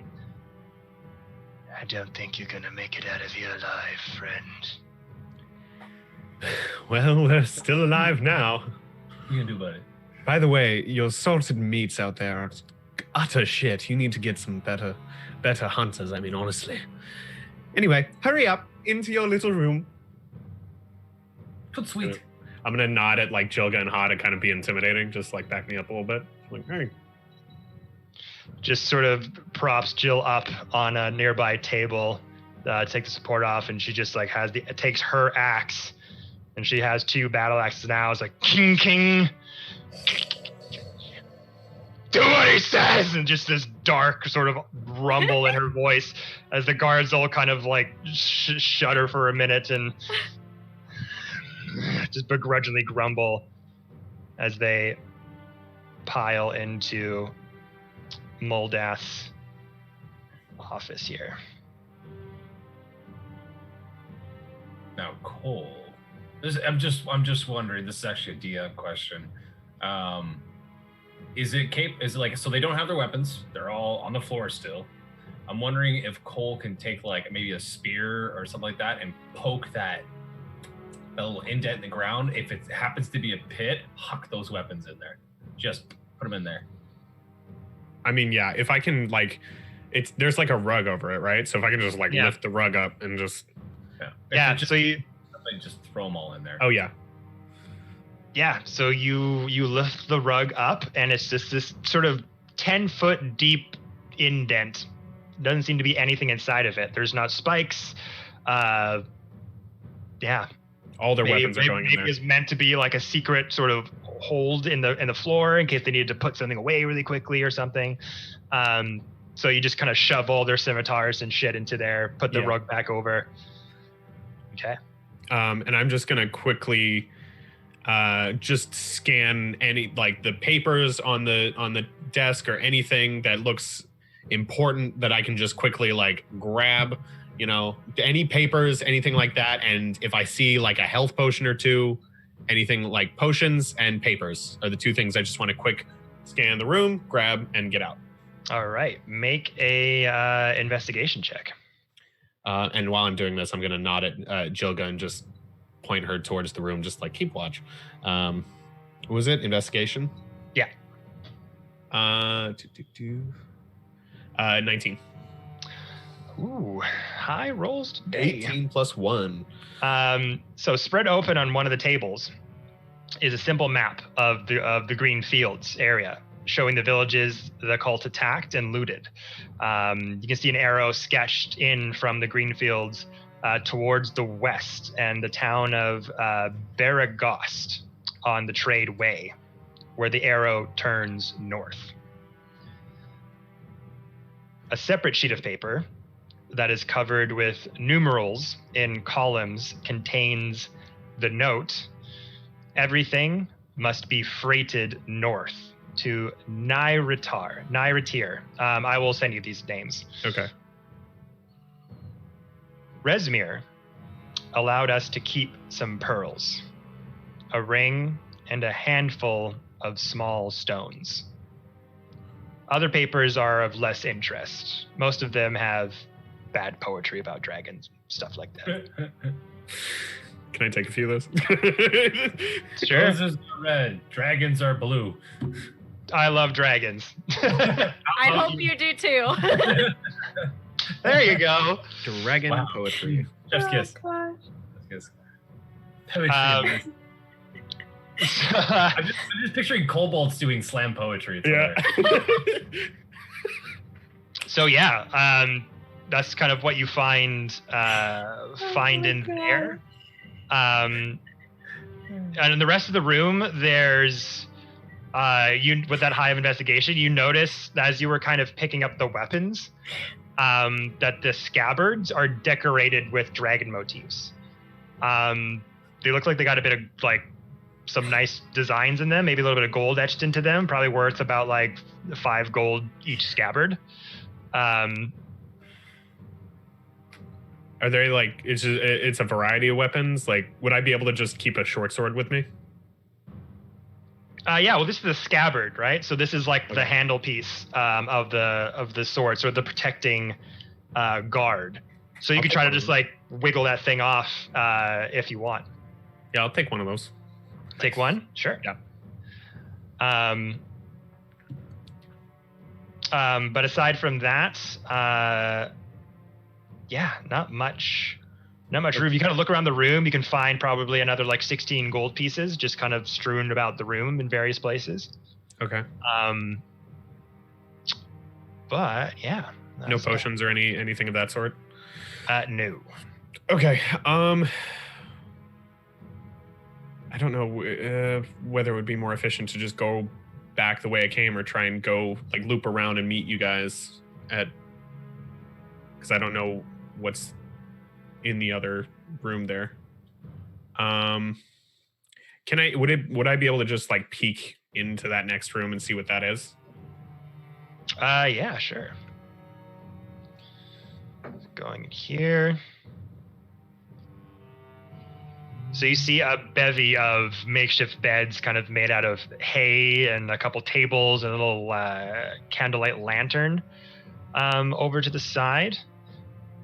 This room, just see what number it is.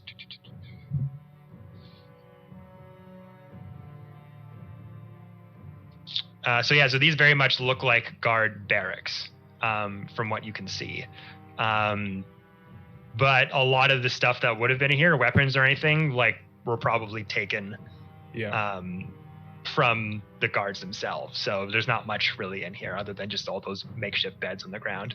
I'm gonna click my tongue at Jilga and Ha, just like turn around and say, like I'm not voicing. I'm trying to be as quiet with the communication as possible, but just like, come on, and like lead them this way toward this tunnel. Okay, so following you over there, looking inside the tunnel there. Keep glancing back and like, damn. So yeah, it connects you right into the central area that you first came into the cave. Oh, Nice. us. Yeah. There So is. we're just gonna go up there. Am I able to see anything peeking in there into that offshoot? Yeah. So this, looking in there. A room full of health potions. Yay! Hey, listen, we're this close. I might as well check. Oh. So this chamber is mostly empty, except for a few overturned boxes, broken items, scattered coins, small gems that were sort of dropped during whatever might have been like a hasty evacuation from all the other guards to like rush to their master's aid. You spot one occultist who is sound asleep on the floor, and you see several bottles of wine emptied all around him. Okay, I'm gonna continue the other way. We're not even gonna deal with it. Nope. Dude had a rough night. Let's keep going. Hey, we have your eggs, and then just slowly stab him in the neck. Your egg. So it's just like he's like, Insult to injury, like Yeah. hot, like a hot butter, like a hot knife and butter. Just Yeah, and then it's time to see Jesus. okay. So we'll shift back over to our other party over here, going through the sort of fungi area. Like we said, you had kind of spotted already kind of where a poisonous variety of these plants have kind of been. And you didn't see any other types of that ilk in this patch. So you feel pretty confident that just like the poisonous ones were where you found them initially. But did you just want to like carefully go through and go up those steps back up?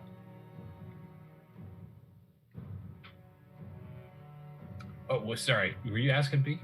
Seeing if the rest of you just... So I think that the fungi patch, there aren't... You know that you've already found where the poisonous ones were. So you're pretty certain that you can just go through this patch and you'll be fine. If you just wanted to try to climb up the wall or go up the steps, or how you're kind of getting over to meeting up with Apollo.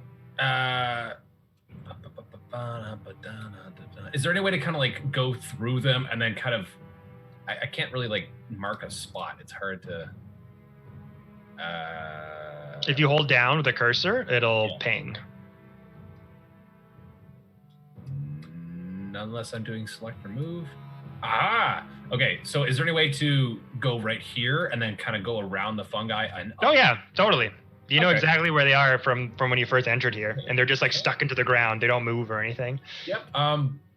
I am, but I'm going to do a kind of roll for perception check. I just want to, Yeah, for sure. just because. I never know. I love it.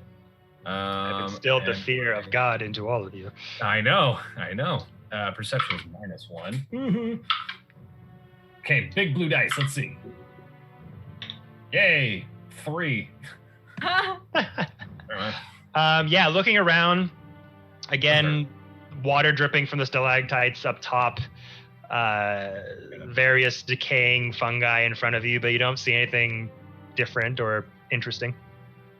Okay, then we shall continue forth. Okay. So, giant lizard kind of crawling up that 10 feet drop or so. The rest of you crawling up the other side of the steps. The kobold still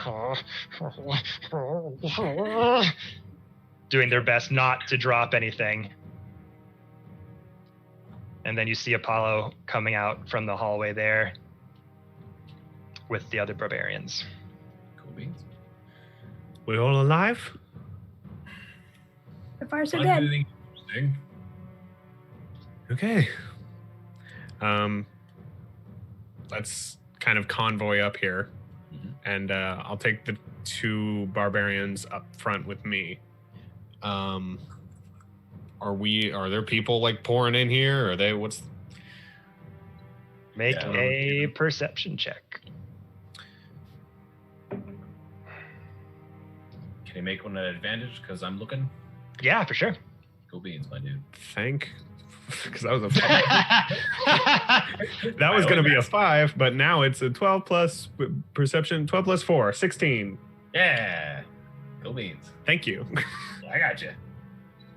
Okay, so going into this, finally, you're seeing the entrance to the cave that you had collapsed when you first came in here a couple of hours ago. And it's a welcome sight. The amount of terrors you found in here, the close calls, seeing people die before your feet, like, oh, fuck, Jesus, we're back. Thank the Lord. You kind of try to put an ear to the rubble, and not much has moved since you were last there. You can still see bits of sunlight kind of coming through the different cracks of the various shapes of rocks that have fallen down. But you don't hear scratches. You don't hear voices. You don't hear the moving of rocks. It's quiet. Is there, and there's no like open entrance, there's no way to get directly out? There's just points of sunlight just coming. Points of, can I? There's points of sunlight to indicate that maybe some of the rocks on the other side were partly moved. It's not as black as it was when you first came in here, but you don't hear anything, any activity on the other side of it. Can I? Pardon me? Time of day. You can see the sun. When you came here, it was relatively midday. It's been a couple hours. I think it's probably like in the 5-6 p.m. slot. Okay. Can I peek out of one of the like light holes? Yeah. Into one of the holes. As you go over there, make a perception check. Can I borrow your telescope? Just shove it through and just be like, ah! Can I actually do that? Can I give him my telescope? You sure can. All right, you have advantage, I believe. Yeah. So anyone from the other side of the rubble would just see this telescope just coming through the cracks. This glass eye peeking through the rocks. Sonar. 23. Lovely. 23. You look out through the telescope, extending it through the rubble and the rock as a couple of rocks kind of fall, little pebbles fall as you kind of jettison its way through. The camp is completely empty. Oh. Works for me. I'm gonna start like trying to like I'm be like get the barbarians to help me like come help let's excavate this, shall we, a little bit, just. And I'm gonna start and just call back to Furlum as we're like going. I'm like, seems your friends abandoned you. Like, and just as soon as you say that, her eyes grow wide. Her lips curl. join Even us? you, Archeron, you're behind her. You feel the shift in her body as like that's said. Like her body language suddenly feels off, and with her hands still tied behind her back. shut her up. She whispers something under her breath. As I grip into her shoulder, you seem nervous. You seem stressed. As you say that, the kobolds who are carrying the egg start walking beside you. Let's see who's near them. Arlie, I'll have you roll a quick perception check.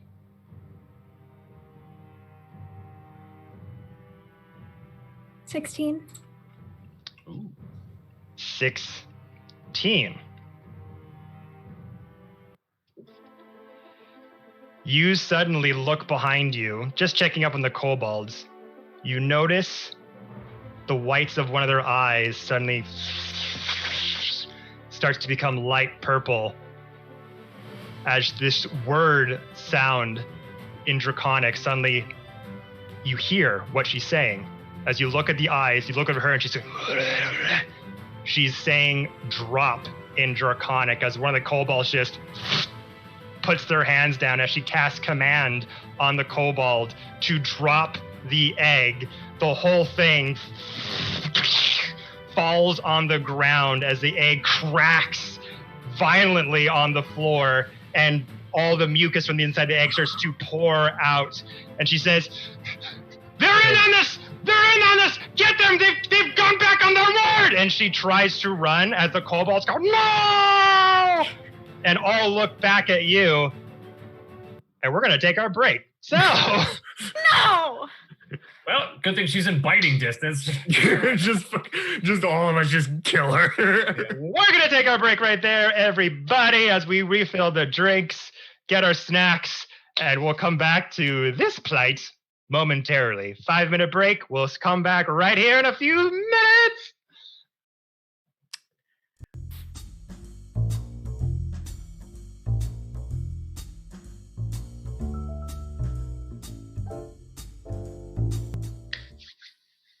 And we are back. Okay, everyone. When we last left off, our party finally made it to the entrance of this goddamn dragon cultist cave system. You made your way to the pile of rocks that you had left behind when you first entered, looked out to collide it with your telescope, to see the whole entire dragon encampment had been emptied. And as soon as you verbalized that, Mondath, realizing she's got no other option, thinking you're just going to kill her anyways when we get outside, used command under her breath to one of the kobolds to drop one of the dragon eggs, violently shouting out, they've broken their deal, fuck them up. And now I need you all to roll initiative.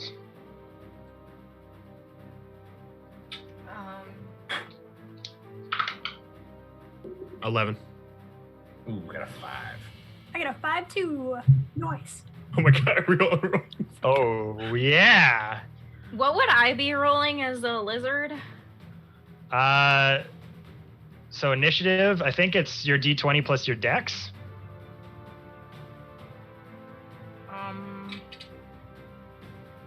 Okay. Also, the kobolds don't have any weapons or anything. Yeah, kobolds are basically harmless. Just focus on the. Well, she ain't going nowhere fast. Yeah. Also, I are they got a even gonna 14. fight us? Who knows? They're holding. Oh no, they let go of the egg. Oh yeah, they're free, but they naked. Yeah. Okay, so 15 or 20 to 15. Nope. 15 to 10. 14. 14. 11. Okay. And just so we know, are we actually fighting her, or trying to convince her? You are currently rolling initiative for combat. No, darn. So 14, 11, 10 to 5. Only like 5. Yeah, I got 5 too. 5, 5. Who's got the higher dex? I think it might be Arlie. Dex Pretty sure. is 15 plus 2. Dex is 15 plus 2. Mine is 13 plus 1. So 10 and 8. Okay. you go first. Barbarian the hurt barbarian, got a 10. Lovely. And the other barbarian got an 8. So you two got a 5. So down there. Oh, that's convenient. Hang on, I forgot to roll for Avery. Yes. 10. Avery got 10?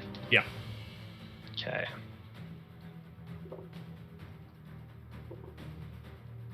So,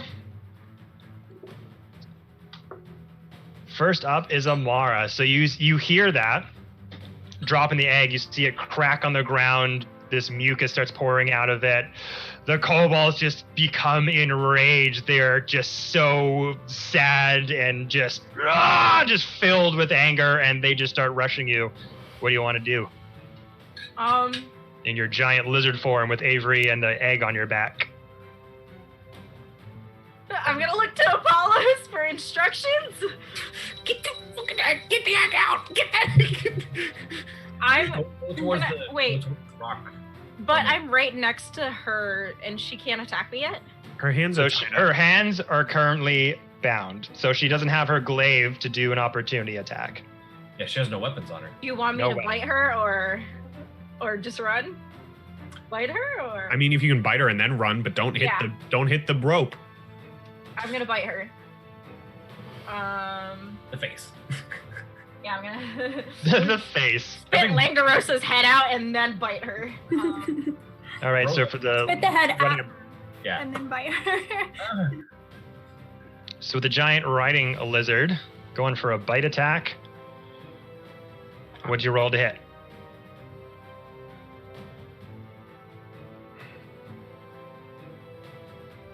Do I do that +4? Melee weapon attack. No, it's not. Okay. Nope. I didn't hit her. I got a 7. Ooh.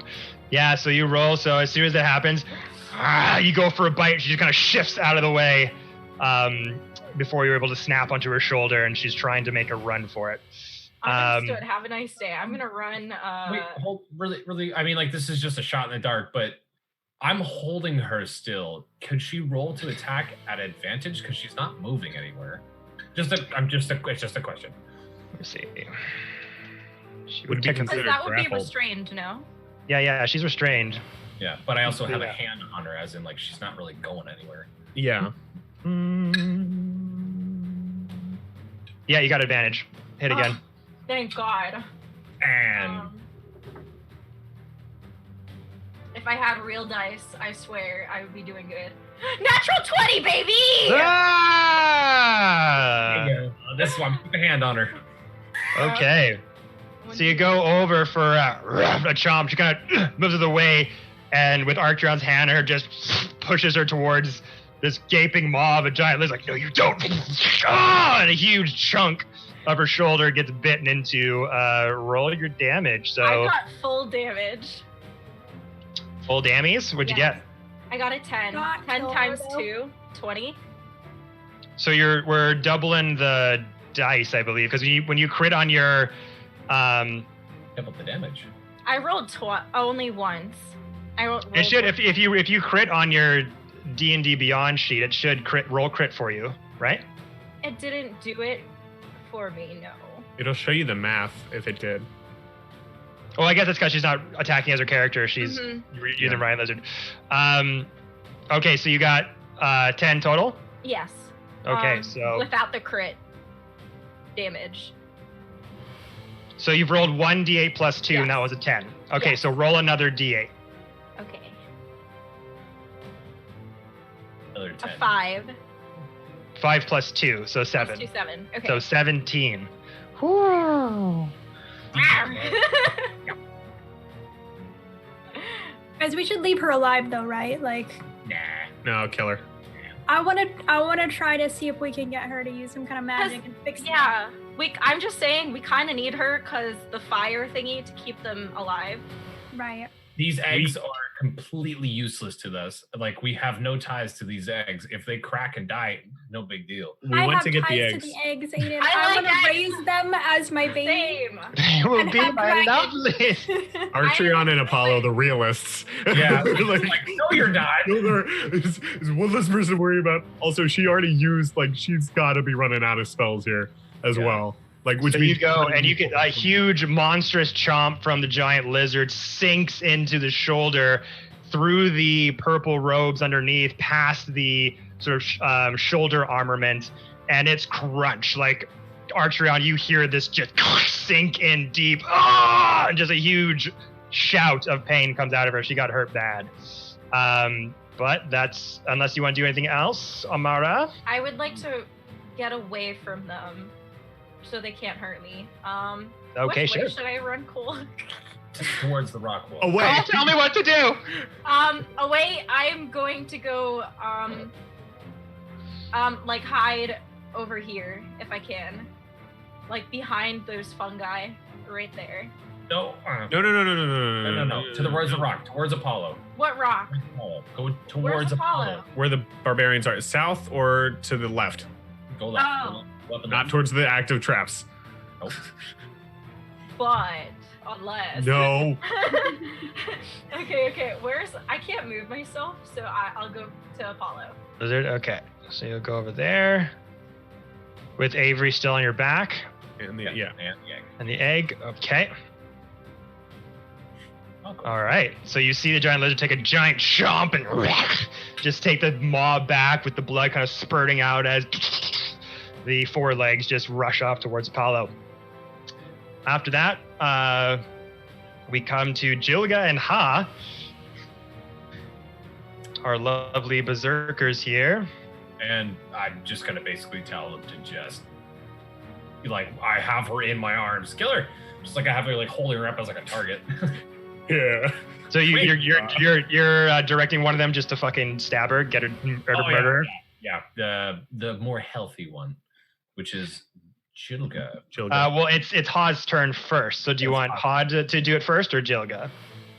Let's go Ha. Okay. So you pretty much just offer this tasty meat on a silver platter. So she'll be able to make it. Let's see. She has no range weapons. She's got 30 feet. Yeah, she just has the axe. So Ha can move pretty much just there, just out of reach. That works for me. That's fine. As she kind of runs towards you over there. Do you want to make the same action for Jilga to kind of come to your aid? She can just get within range. She has the ability to dash? Jilga can get right within striking distance of Mondath if you want. Yep, let's do it. She dead. She done. Okay. Yeah, gave her salvation. She said she just cracked out the window. She gonna die. Go over there. The two barbarians rushing over, like, end this petulant creature with pleasure. And a huge jumping strike with the battle axe. Add advantage because I'm still holding her? Add advantage because she's restrained with the bonds. Ark, we've got to leave her with 1 HP. We have to. If I'll leave it to the dice. If it goes over, it goes over. It stays under with 1 HP. I'll leave it at 1 HP. We promised her that we would kill her if she brought damage to the die. I know, and we will kill her, but I want her to help the egg first. If she can. And then we will kill her. Even if we have to lie to her and tell her, well, whatever, I don't know, we'll give her a bunch of money and I got intimidation. It's a lie. Well, Jilga rolled a 16, which is her AC, so it just hits. Roll in the slashing damage, D12 plus 3. And that is a 10. So as this... 10 total. Cool beans. So as the giant battle axe comes up, just stabs right in the centerpiece, just screams, buckles down to one leg, and she is looking rough. Like that blood is just pouring down from the deep bite from the giant lizard. Huge strike with the battle axe. Okay. She is looking very, very hurt. Okay. And then we come to Avery. Cole, if you wanted Avery to do anything at this point. He is on the back of the lizard holding the egg. He is protecting that egg. Like that. Can he hold his action to intercept any attack? I don't think. Yeah, he can hold his action for if anyone comes within range. He can strike with the longsword. I don't know if this is an action, but can he just action steady the egg and make sure it does not come to harm? Like, if you'd rather hold his action to do that, then yeah. Yeah, we're gonna do that. Okay. So he's just standing there holding the egg wrapped in the rope and just holding it and just looking at the fray going on. He's making sure we're not gonna lose a second egg. Okay. So that'll be Avery's go, and then after that is Mondath's turn. So,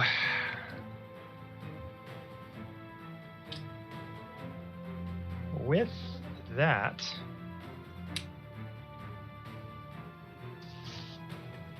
just look this up here really quickly. Is Apollo in the combat? Because he rolled an 11 and Avery rolled a 10 on the initiative. Oh, sorry, you were after Amara. My bad. You can go. Okay. I'm just gonna. Apollo's going to bonus action dash, run over to the kobolds, and to the kobolds, I'm going to use my action or whatever to just, to them in Draconic, say, stop where you are unless you want the other egg to come to harm. The human is at fault, and I'm going to point at Frulum. It's her fault. Used a spell on you. Spell on you. Human magics. So you use your action to try to persuade them to stop what they're doing? Yeah, just stop. It's her fault. All right, roll persuasion at disadvantage because they've seen the dragon egg crack. They don't have very big brains. Their leader is telling them to act. In their minds, they're doing what they can to try to save the other egg. 10? Could I help? What do you want to say? So I've still got Martin, and I would just like to just kind of have him and be like, we're here to save the dragons. You heard her say the spell. She made the one drop it. Kill her. All right, make a persuasion at disadvantage as well. Humans suck. 19. 19. That was your lowest roll? Oh, I have to roll twice. Oh my Yeah, god. it's disadvantage, yeah, and take the lower. Sorry. Persuasion. 19 again. Yeah. Let's go. We'll take it. I almost duped us. They look at you and they're like, what are you talking about? It was fine. You trickery. You did this. And that one who dropped it still has a sort of a glazed, sort of purple hue around their eyes. And they're just standing there a little dazed with their fists out, and they're just Naked bodies. Yeah. So the one who's currently enthralled, who would be the one that you could kind of connect to with this plight, is still under the influence of her. So it would be kind of a thing of like, if the spell had dropped and she's like, what happened to me? And you're like, she did it. But to that one person, he's still enthralled. So he just not there, unfortunately. Yeah. And I rolled to see if they would believe you. They rolled pretty high. But for that one particularly, he's just like in a daze. And you go over and you say that, and they're all just kind of unsure. Like, and they don't know what to do. They're pea-brained little kobolds. Their master is under attack. They see that you have the other egg, and they're just confused. They're not sure what to do. You've definitely gotten to them, the both of you. They're processing what you're thinking, and are just kind of looking to each other to see what they're going to do next. Okay. I was gonna say, Arlie, just knock an arrow and point it right at the other egg. I mean, Avery can, I don't know if they can see where. I don't know. Okay, I just. But Apollo, that was your action to try to convince them otherwise. Yeah, and bonus action was dash, so that's my turn. Okay. So, doing that, we then come to Furlam, who is going to...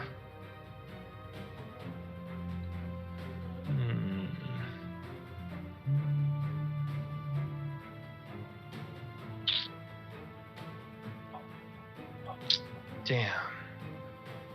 I'm looking at what spells she has that doesn't require her hands. Oh, good thing I covered that at least. Jesus Yeah. Christ. Was she restrained and grappled from behind? I just tackle her. No. Going nowhere. You ain't going nowhere. I get you for 3 minutes. 3 rounds of combat. 3 rounds of combat.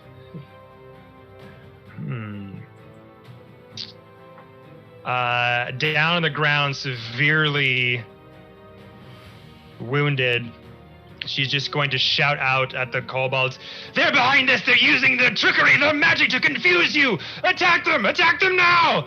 And says another thing in Draconic, and cast Healing Word on herself. Healing word? Healing Word. Okay. There was a verbal spell. Yeah, okay. Is there any chance that I she- could just slap a paw in the mouth, or? That would be reaction, unfortunately, in this No, instance. So another D4 plus spell casting. Oh, modifier. Got a 4. Fucking A. Okay. 6. So she heals as Archer, and you kind of have a hand on the shoulder of her, and that deep gash from all the sharp teeth from the lizard. You just see them to the gashes start to close. The big hit from the battle axe slowly starting to close and cling together to make a scar.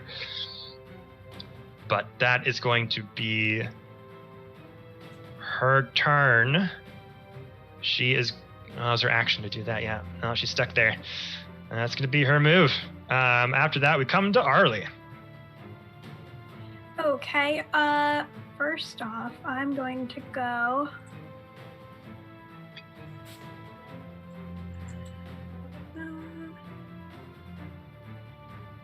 back here. Sort of guard the, 5, 10, 15, 20. Yeah, help kind of guard the egg, stand between anybody and the egg, and I'm going to use my longbow on what's her name? Furlam, okay. Yes. Okay. This will teach you to murder my dragon baby! Yeah. I rolled an 8 to hit. 8, unfortunately. You kind of go over the arrow, you run over to the egg, all your hooves kind of skid across the ground, take out your arrow, kind of hits wide as your hooves kind of are jettisoning all over the place to kind of keep yourself stable, hits off the wall, does not hit. Anything else you'd like to do? There's no advantage on that hit just because she's there, or no? Just because she's still... Oh, sorry, restrained. Nope, you do have an advantage. Thank you for reminding me. I keep forgetting. Yeah. Well, one more time. So I roll again. 13. Same thing, unfortunately. Shoots wide off the walls, ricochet off into the fungi patch. But standing your ground there. It counts as an action to try to persuade them again, right? So I it would be, yeah. Okay. That'll end my turn then. Okay, good to know. So after that, Arctreon, looming over Furlam Mondath, hand on their shoulder, currently wrapped in bonds, those wounds starting to heal up. What would you like to do? Gonna swing that great axe and hopefully cleave her right in the neck. Okay. Wait. It would be... Okay. I'm going to take one action to hit her, but before I do that, let me just see what equipment I have, because I want to put something in her mouth. So it would be an action to do so. So you could have the action to attack, or the action to, like, interact with her body in that way. Okay, so it would be a bonus action to do that. Not for this, because it'd be, like, putting something in her mouth, like physically doing it. Okay, I just don't know if I want to risk her saying another thing. Yeah, it's totally up to you, dude. If you want to just like, you got the arms bound. Yeah, and if she tries to run away from me anyways. 2 barbarians. I got 2 barbarians, also an opportunity. Yeah, whether she moves anywhere, she's got a barbarian next to her 5 feet, so they got an advantage on attack, and so do I. All right. What do you have in your equipment that you could stuff in her mouth to What I have left is I have a mess kit, I have a water skin, I have a bedroll, I have a backpack, and I have clothes. Yeah, so you could try to, into your pack, kind of take out a shirt of some kind and like rip a part of it and just stuff it in her mouth like a sock. I'm going to like do like the classic, just like inside the mouth this way, so there's like she can't spit it out in a sense. Okay. It's like just like around and then tie it so she can't. It's gonna have you roll a general strength check. General strength check. As you're like got her by the hand, or trying to stuff this thing in her mouth. She's got her teeth closed. See if you can force it down there. Okay. I'm gonna do it on the. It's at advantage as well because she's okay. I'll do restrained and all that. And that's 16 plus 2, 18, or anything better than that. Nope. 18. So yeah, so you just kind of get your bicep around her neck, just get the shut the fuck. Just starts stuffing a piece of material in her mouth. She's currently muffled. Cool. And I think I'm just gonna straight up ready an attack and just or is that? Yeah, that would be an action to do that. So currently, you use your action to stuff the material in the mouth. You could do if you have any bonus actions left or movement. That's totally up to you. Nope, I'm not gonna move, and all my I can't do 2-weapon fighting because I didn't hit her. Nope, that's all I'm gonna do is just gonna chill here. Right. Standing firm, the rest of you just see Archeron kind of reach in his pack and rip out material, start stuffing it in Furlan's mouth. Sorry, what was that? Can I just hold her with both my hands? Is that so again, sort of you had her grapple before, but using your action to kind of put the thing in her mouth, you kind of release her from the grapple to stuff it in there, but she's still restrained from the ropes. Okay, so at this point, she can't say anything or do anything. Pretty much. Okay. Let her run away. Get too. Okay, so after that, we come to the kobolds. So the kobolds just rush out, protect Furlan! And they just run over to Archeron. And they're gonna try to free her master. With fists? With fists. With tiny ditty feet. Alright, how that kobold can get there? Oh, 30 feet. Little tiny thing. Oh yeah, I can do that. So they're all gonna try to surround you, Archeron, and try to fist fight you. Wait, Am I doing like dex strength checks? Because I'm just at this point gonna be flicking him in the forehead. is that one still awake, or is he still down? The guard he's still fucking fast asleep. He was drunkenly hungover. The kobold that she signaled to drop the egg. Was under the spell? Yeah. Yeah, he's not unconscious or anything. He was just commanded to drop it, and he just went punk. Huh. And then went, oh, they're attacking us! Come get it! And just ran forward. Okay. It's kind of one of those things where the command spell is just like you just do something and you just do it, and you don't even realize what you're doing, kind of thing. But they're not like incapacitated or like stunned or anything like that. Okay. So yeah, so they're gonna come to around you, and these are gonna be unarmed strikes.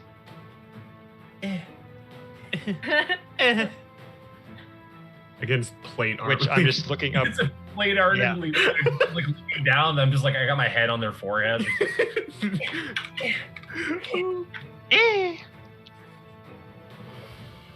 Oh my god. Considering how tall you are compared to them as well. Oh, I know. Yeah, I'm 7'9". It's just looking down and just hitting your shins. Like, what's going on here? I'll bite your ankles. Okay, 1 plus strength. Okay, that's it. So they're gonna just roll plus their strength to hit you, and their if they hit, their damage is 1 plus their strength modifier. Kobold's strength modifier is -2. They're little tiny little things. They can literally, even if they hit me, they can actually do nothing if they roll low enough. Possibly. So let's find out. So 4 of them are going to hit you. They have pack tactics, so it's at advantage with -2. So Kobold number 1. 10. Nope. Kobold number 2. 4. Kobold number 3. 2 natural 20s! Ah! That's fucking crazy! Holy shit, where is it? Come on, I hate this camera sometimes. That's 2 fucking natural 20s right there. Ah! Double that damage to 2 points. Well, it's a crit, but it's -2, so it's an 18. Okay, which both hit. They hit, okay. One hit, or you rolled 2? This is one person attacking. Right. They got advantage, so that'll hit. So AC to hit. 1 plus the strength mod for the damage. So literally 1 point of damage, because it would have been 2 plus negative 1 plus negative 2. So he stepped on a toe. Basically, on a double crit. What a fucking waste of that it was. And the other one No, keep rolling double crits with the kobolds, please. is a 6 minus 2 to 4. So all of this call scour, got him! Naked, no armor, no weapons.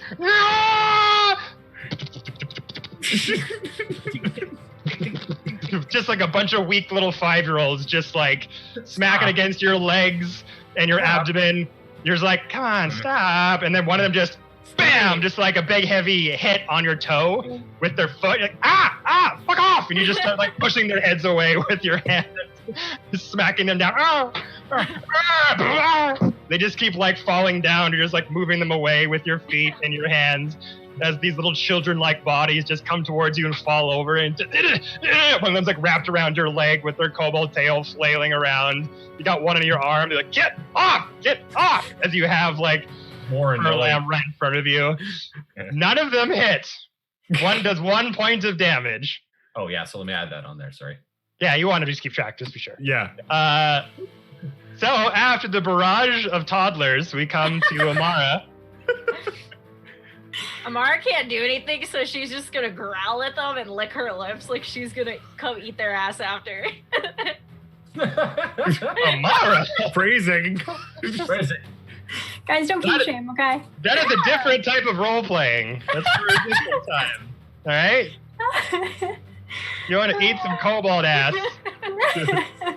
I'm sure It's a Shane. delicacy in certain states, I'm sure. Hey, anyone out there want to make some TikToks about eating kobold ass? Sign off on it. Oh my God. So Amara just with the egg with Avery, standing guard, hanging tight. Apollo, what you doing? I'm gonna 5, 10, 15, 20. I'm gonna run right up to Frulum, look her in the eye, and sink my rapier into her chest. Once again, trying to steal the kill from Archeon. Well, he's holding her, so. He's no longer holding her. He put some material in her mouth, but she is restrained, so you do get advantage still. Guys, please I don't leave her need with 1 advantage. HP, please. I'm begging. Is Arlie saying this, or is Jessica saying this? Both.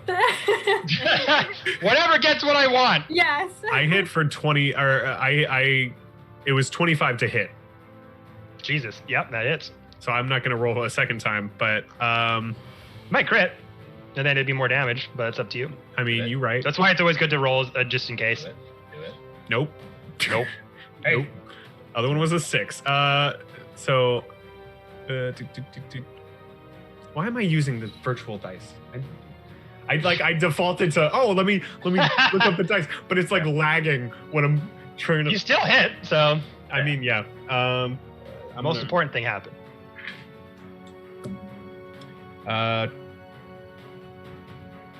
14 damage. Oh shit. 14 damage. You see her like the muzzle of cloth in her mouth as she's struggling, and Archeon kind of put that in her mouth and kind of just kind of moving around. It looks like she's struggling and like trying to get up on her feet as Archeon doesn't have his massive beast hands on her anymore. And she's kind of starting to rise up from the ground, and you just lightning quick speed, just stand right in front of her with your tabaxi hand on your guard from your rapier, and it's just except it's as your rapier is just like in one side, out the other. Archeon, you can see the other end of Apollo's rapier blade sticking out from her back, close to where you are. Like it's just barely touching your midriff as you're trying to knock down all these little kobolds trying to hit you with their weak little hands. But yeah, and she looks hurt. Her eyes go wide. She starts buckling back down to her knees. Just glancing over at the egg, does it look like it can be saved? Just from my past knowledge in, reading and stuff like that. Do you ever know a cracked egg to survive? Okay. What? Yes, there's technology. I'm gonna whisper to Furlum, just like with the sword still there, just lean in and just go, "You should have listened," and that'll be my turn. Okay. Cracked eggs can be saved, but also it's D&D, so there's magic. So I agree. You two are over there. I literally agree. hatched a duck egg that had cracked. So This is With- spilling out. A duck egg that cracked It on the wasn't silly. floor and ooze comes out, and it's like embryo body is just. we can do it. Please, let's just try. I need this baby. Okay, so after Apollo sinks the rapier into Furlan, we got the two berserkers, two barbarians, waiting by you, Archeron, as one is they've both positioned themselves, axe up, just say the word, say the word. I want the first one to swing at Ferdinand over here. And- Ferdinand, which one's Ferdinand? No, I One of the kobolds? No, I keep messing up her name on purpose. Oh, Furlan, yeah, Fruit Loops. Anything that starts with F, yeah. Furlago. You want Hod to take a swing? Yes, at her, and then one into the kobold that is. Okay, and you want this to be a kill. You don't want this to be unconscious or non-lethal. Whatever the dice entail. No. Apollo's like, kill her. No. Guys, At advantage. no. Advantage. We're gonna kill her anyway. Get a nat 20. 10, 5 plus 5, miss. As she goes to for a swing, and although Furlam has that strike from Apollo's rapier, you cinch it out, just kind of with all of the life left in her, just rolls out of the way as the great axe hits the bottom of the cave floor. She's just fighting for her life now, rolling out of the way. Archeron, too concerned with the kobolds around him to try to grab Furlam at this point, but it was literally a miss. Roll a 5 and a 4 advantage. That sucks. But we got the barbarian. He's going to take a swing at this kobold here. If she missed, can I just look over at the other one to hit her? The kobolds. I'm pretty sure I'm gonna swing at these kobolds and obliterate them. I want. Yeah. So you want the other one to be like, keep on her. Yeah. Yep. Well, actually, let's see. If not, I'm not gonna care. But we still have. No, 8 she's in guards range. the room. okay. She's in range. So yeah. You just give me 2 seconds. I need a glass of water. I think I'm gonna pass out. Oh, yeah. Yeah, you're good. I have a question about the mind link thing. Yeah. Is it like when you communicate with somebody, would it be possible to communicate and get information out of them like in a snap decision and it's just what they think, or is it like what they decide to tell you, So Almara's the only one who can do mind link. Yeah. It's one person at a time. Is for all intents and purposes, it's a conversation in the head. So it's not like this mind link compels you to speak the truth or lie. You're having just Okay, I thought so. I just wanted to check. yeah. Amara, maybe you could ask her if she has family or loved ones that live in Madrid. Okay. I'll kill your fucking loved ones. as you're trying. Well, the thing is, you can't unless you're shouting this to her from across the way. Yeah, and I probably would, just As you say that, you see Jilga going swings at the head of Furlam as she rolled an unnatural 20 to hit. Oh no, is she dead? Let's find out. God dang it. This is good. This is good. This is good. This is good. This is the enemy. We have 8 other I fully know, and we're going to kill her, but we gotta ask her first. we have to What do you mean ask? The egg is destroyed on the You ground. know what? I'll have a Magic. magic with her spirit. It's okay. I'll talk to her spirit when she's.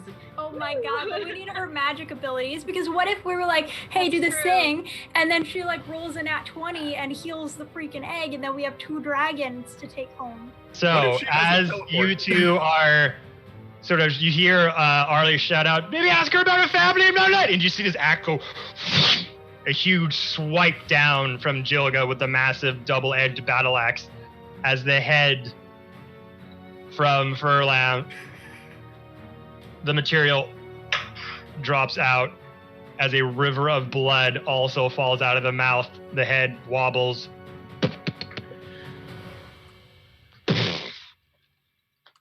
Furlam Mondath is no more. Was that Jilga? That was Jilga who did that. I'm just gonna whisper to Jilga, God, you're so hot.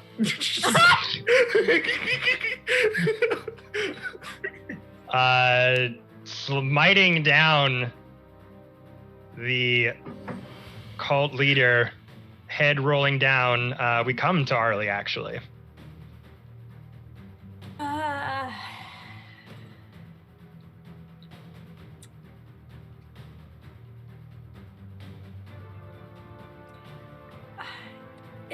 Is there anything that could be done for that dragon?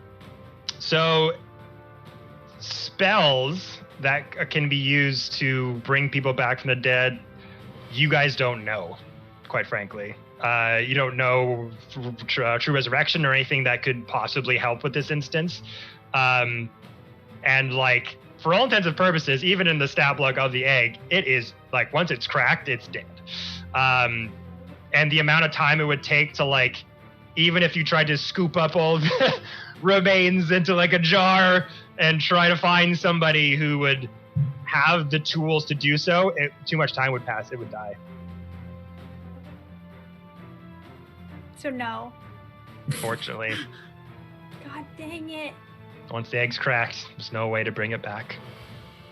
Rip, little baby. Still have I one. tried. What color's the dragon that came out of the egg? Good So question. as the egg Okay. cracked, you see just like sort of this lifeless sort of mini dragon body kind of slip out. You just see just a lifeless wing and a tail and a leg. It is black.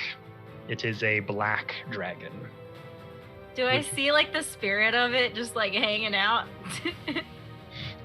Yeah, eventually, in front of the fight, you just see the spirit of the black dragon kind of just kind of slowly float up and out of the cave walls. It kind of looks up, but it's just wondrous as it's like was kind of alive, sort of. But you see its spirit just lifting up, and you can see its eyes just widen as it's looking at the outside life of the egg for the first time, but as a spirit, and it's just floating up to wherever animal spirits go.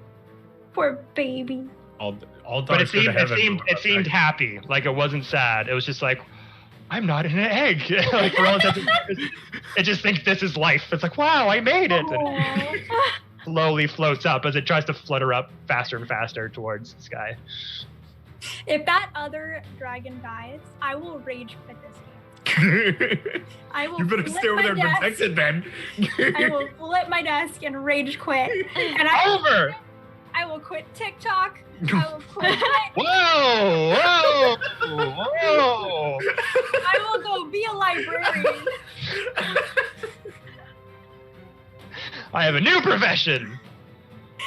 Okay. Oh. So, anything else you'd like to do, Arlie? Yeah, I guess I'll just take a shot at one of the kobolds, I guess. The one that dropped the egg. Yes, the one that dropped the egg. I'm angry. Arlie is just absolutely pissed seeing All right, that would be this one here. explode off. Yeah, I'm gonna take a longbow. 19 to hit. Oh, that'll hit. Longbow got 5 damage. I also want to do a charge attack. Oh shit! Are you 30 feet away? Yes. But how much can you move? 40? You can move 40? Yeah. Okay, so you So just gonna let you know, the arrow instantly kills that kobold. Like it is I'm dead. just overkilling. Let's do it. Stomp on the body. All right. So what do you want to say before you release your arrow to the kobold to drop the egg? Nothing. Nothing? As all these very small kobolds are battering at your legs, Archeon, just kind of look down as you see an arrow just straight bullseye, perfect shot through the temple.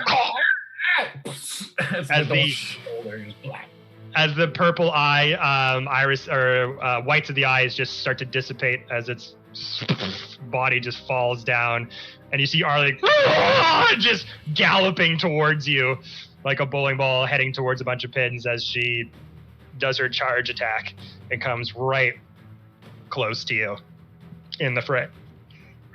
And then I want my swarm to move me back a bit. Wait, where can it?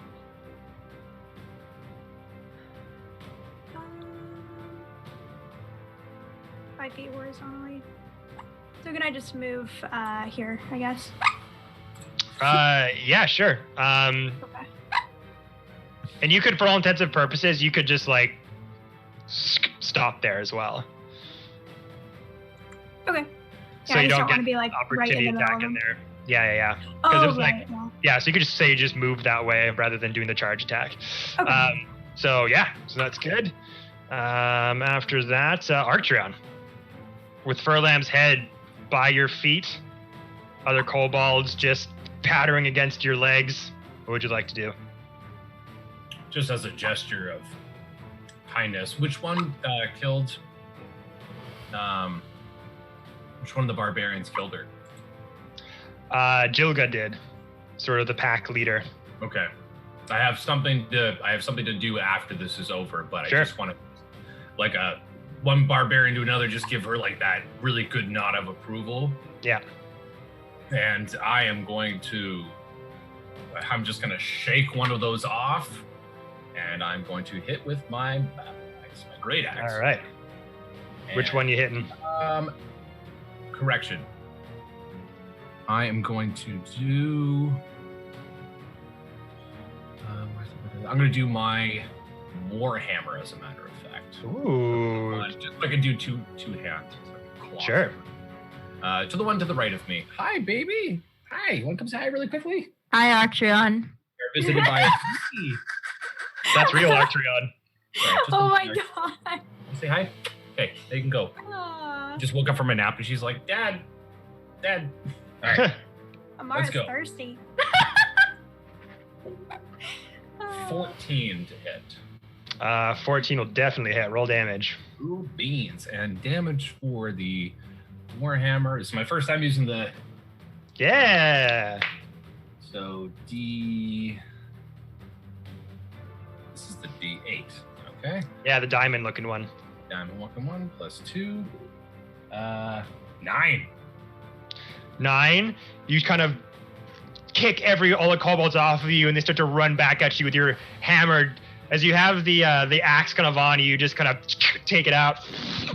The giant warhammer slams on the ground, and as the kobolds run toward you, like a fucking whack-a-mole, you indent the kobold's head into its body. Bones break, blood splurts all over as you just squash it with a one hit. As the other two go, oh god! And they're terrified. Metal. Mm-hmm. Kobold also dead. And they're starting to give that familiar kobold look like, oh god, like we should just fucking run for it. Right. Anything else you'd like to do? Yeah, I do 2-weapon fighting. Yeah. But use your two hands with your two-handed weapon, so you can't use it. Warhammer is not a two-handed weapon. Were you using it with two hands or just one? No, just one. It's one-handed.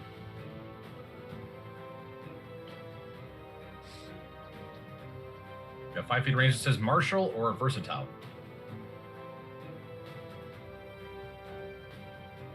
The only 2-weapon that I have is the great axe. That's the two-handed. Oh, okay.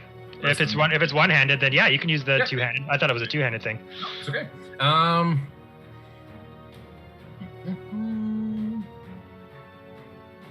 I'll use my light hammer. Let's use the light hammer. Ping. Yeah. Donk. All right. Donk. It's whack-a-mole. Oh my god. Want to see it? Take a picture. Take a picture of it. Oh yeah, here. Ta-da. Yeah. Da-da. I need a ta-da. I use that too much. And to hit is a 1d4. Double dice, right?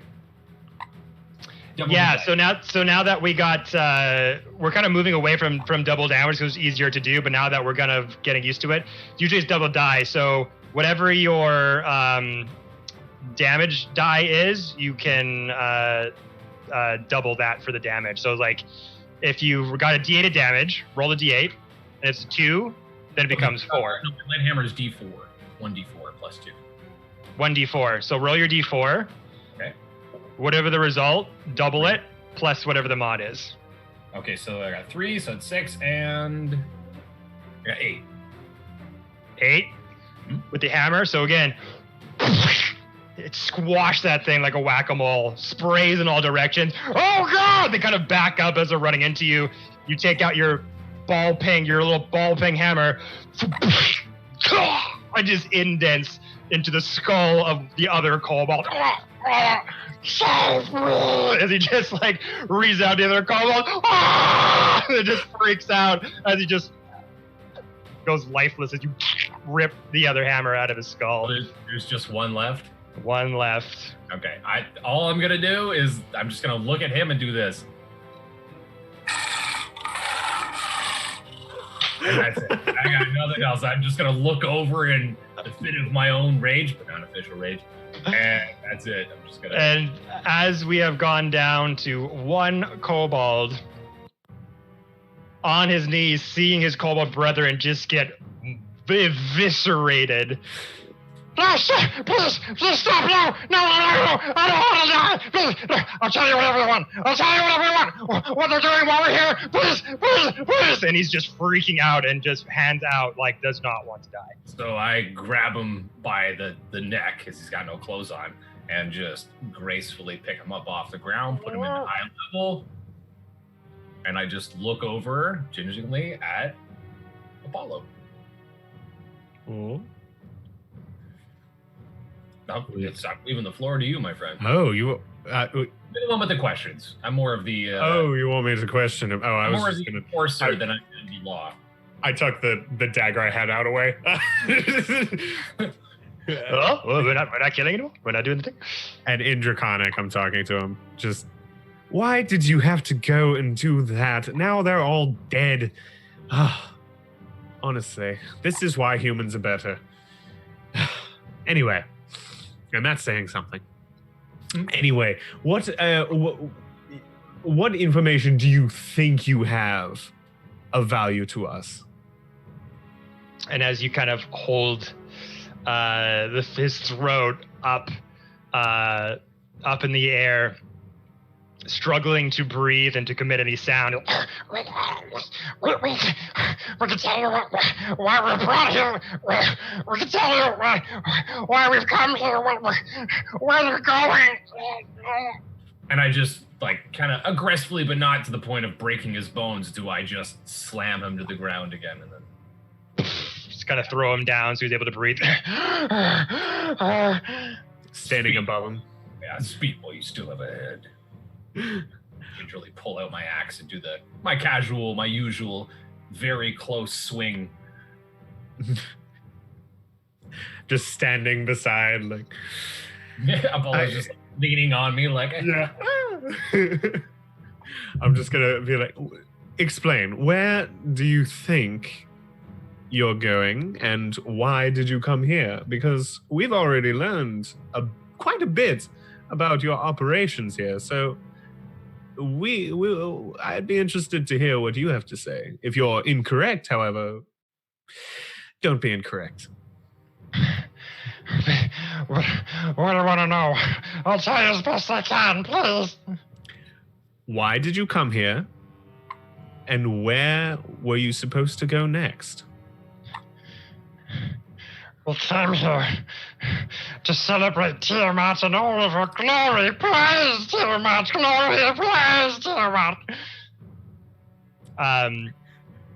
And basically it goes on to tell you that he came here because of their worship and attitude towards dragons. That this cult seems to be a direct conduit to them, and to be close to them is like otherworldly. Like it's just pretty much like as close as religious zealots could get to God in their eyes. Like they have the conduit to directly possibly meet one, possibly talk to one, like be in service of one. It's just he's very excitable. But that's the reason why he chose to be there. And where are you going next?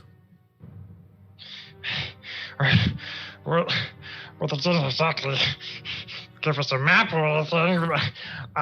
There was talk that they might be heading northwards somewhere, but Where specifically?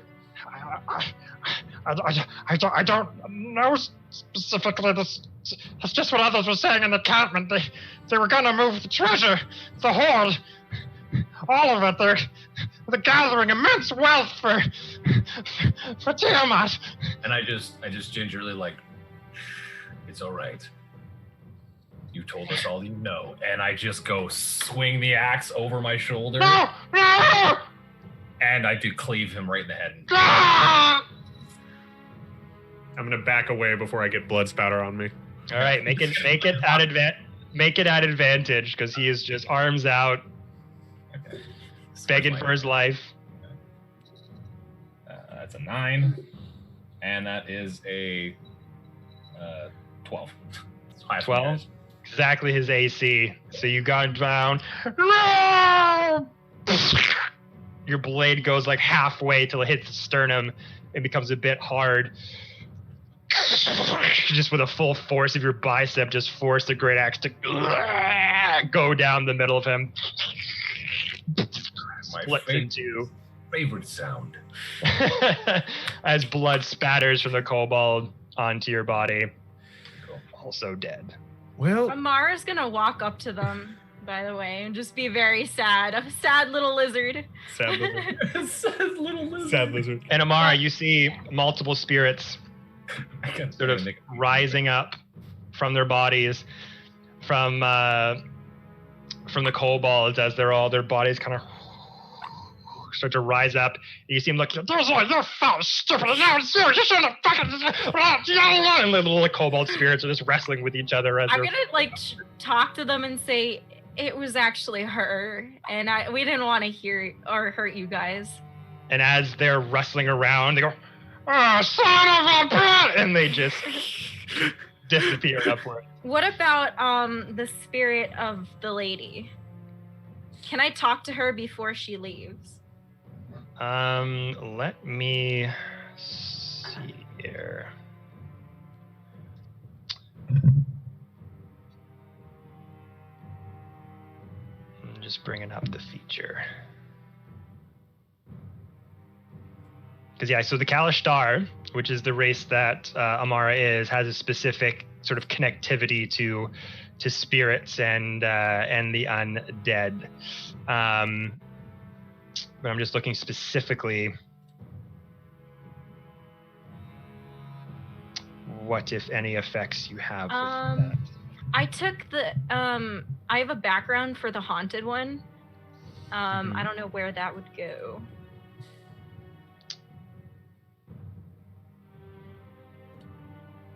Yeah, I'm just looking up to see where that would be. I don't see it on your character sheet anywhere. On the description for the background. Description. Okay, so read out the description to me. Oh my gosh. Okay. Those who look into your eyes can see that you face unimaginable horror and that you are no stranger to darkness, though they might fear you. Commoners will extend their courtesy to you and do their utmost to help you. Unless you've shown yourself to be a danger to them, they will eventually take up arms and fight alongside you. Should should you find yourself facing an enemy alone. But also, like, part of my, like, flaw things, like personality things, was I talk to spirits that no one else can see for the haunted one. Okay. So going up, as you kind of notice this kind of wisp start to leave the body of Furlam as they're like continuing to just crush kobolds and everything like that. Arlie, you kind of just notice Amara just kind of like looking up and just like seems to be like talking to herself. It just seems a little odd. As you hear the violent breaking and squishing of kobolds beside you, Furlam's spirit is kind of raised up and just getting higher and higher as it's about to go. It's about halfway up at this point. What do you want to say, Amara? Please, we didn't want to hurt you. We didn't want it to come to this. Can you please tell us of your plans before we leave, or before you leave, so we can help the eggs and the cause the best we can? This world will burn in Tiamat's mouth and just get sucked downward. Oh. Oops. Oh.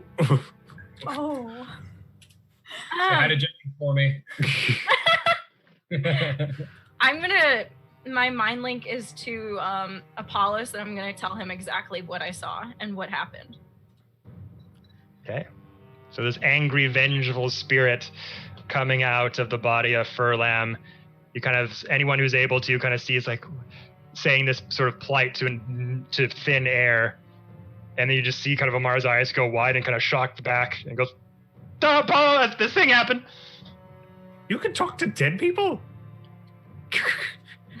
I see dead people. I'm gonna run away. No, we still need to go. We should not be slowing down here. There's I did leave like 8 other guards just who didn't seem very happy in a room. So we need to get out. We need to still go. Like let's hurry and get out of here. And like I'm gonna nod to both barbarians and be like, let's excavate this area and get out of here. I did want to do one thing to Hilga, the blue one, right? Yep. Hilga will be receiving from moi. I would be giving her 10 gold pieces. No. As a sign of respect from one warrior to another for making such a bountiful kill, I'll be giving her 10 pieces of gold. Just really sealing in that trust. And as you're kind of walking out towards the rubble of the cave entrance, kind of reach into your side pouch, pull out 10 gold, place it in her hand. The kill is payment enough, friend, but appreciated nonetheless. You have my respects. And my fascination. And my bow. As my lizard, I'm just gonna go.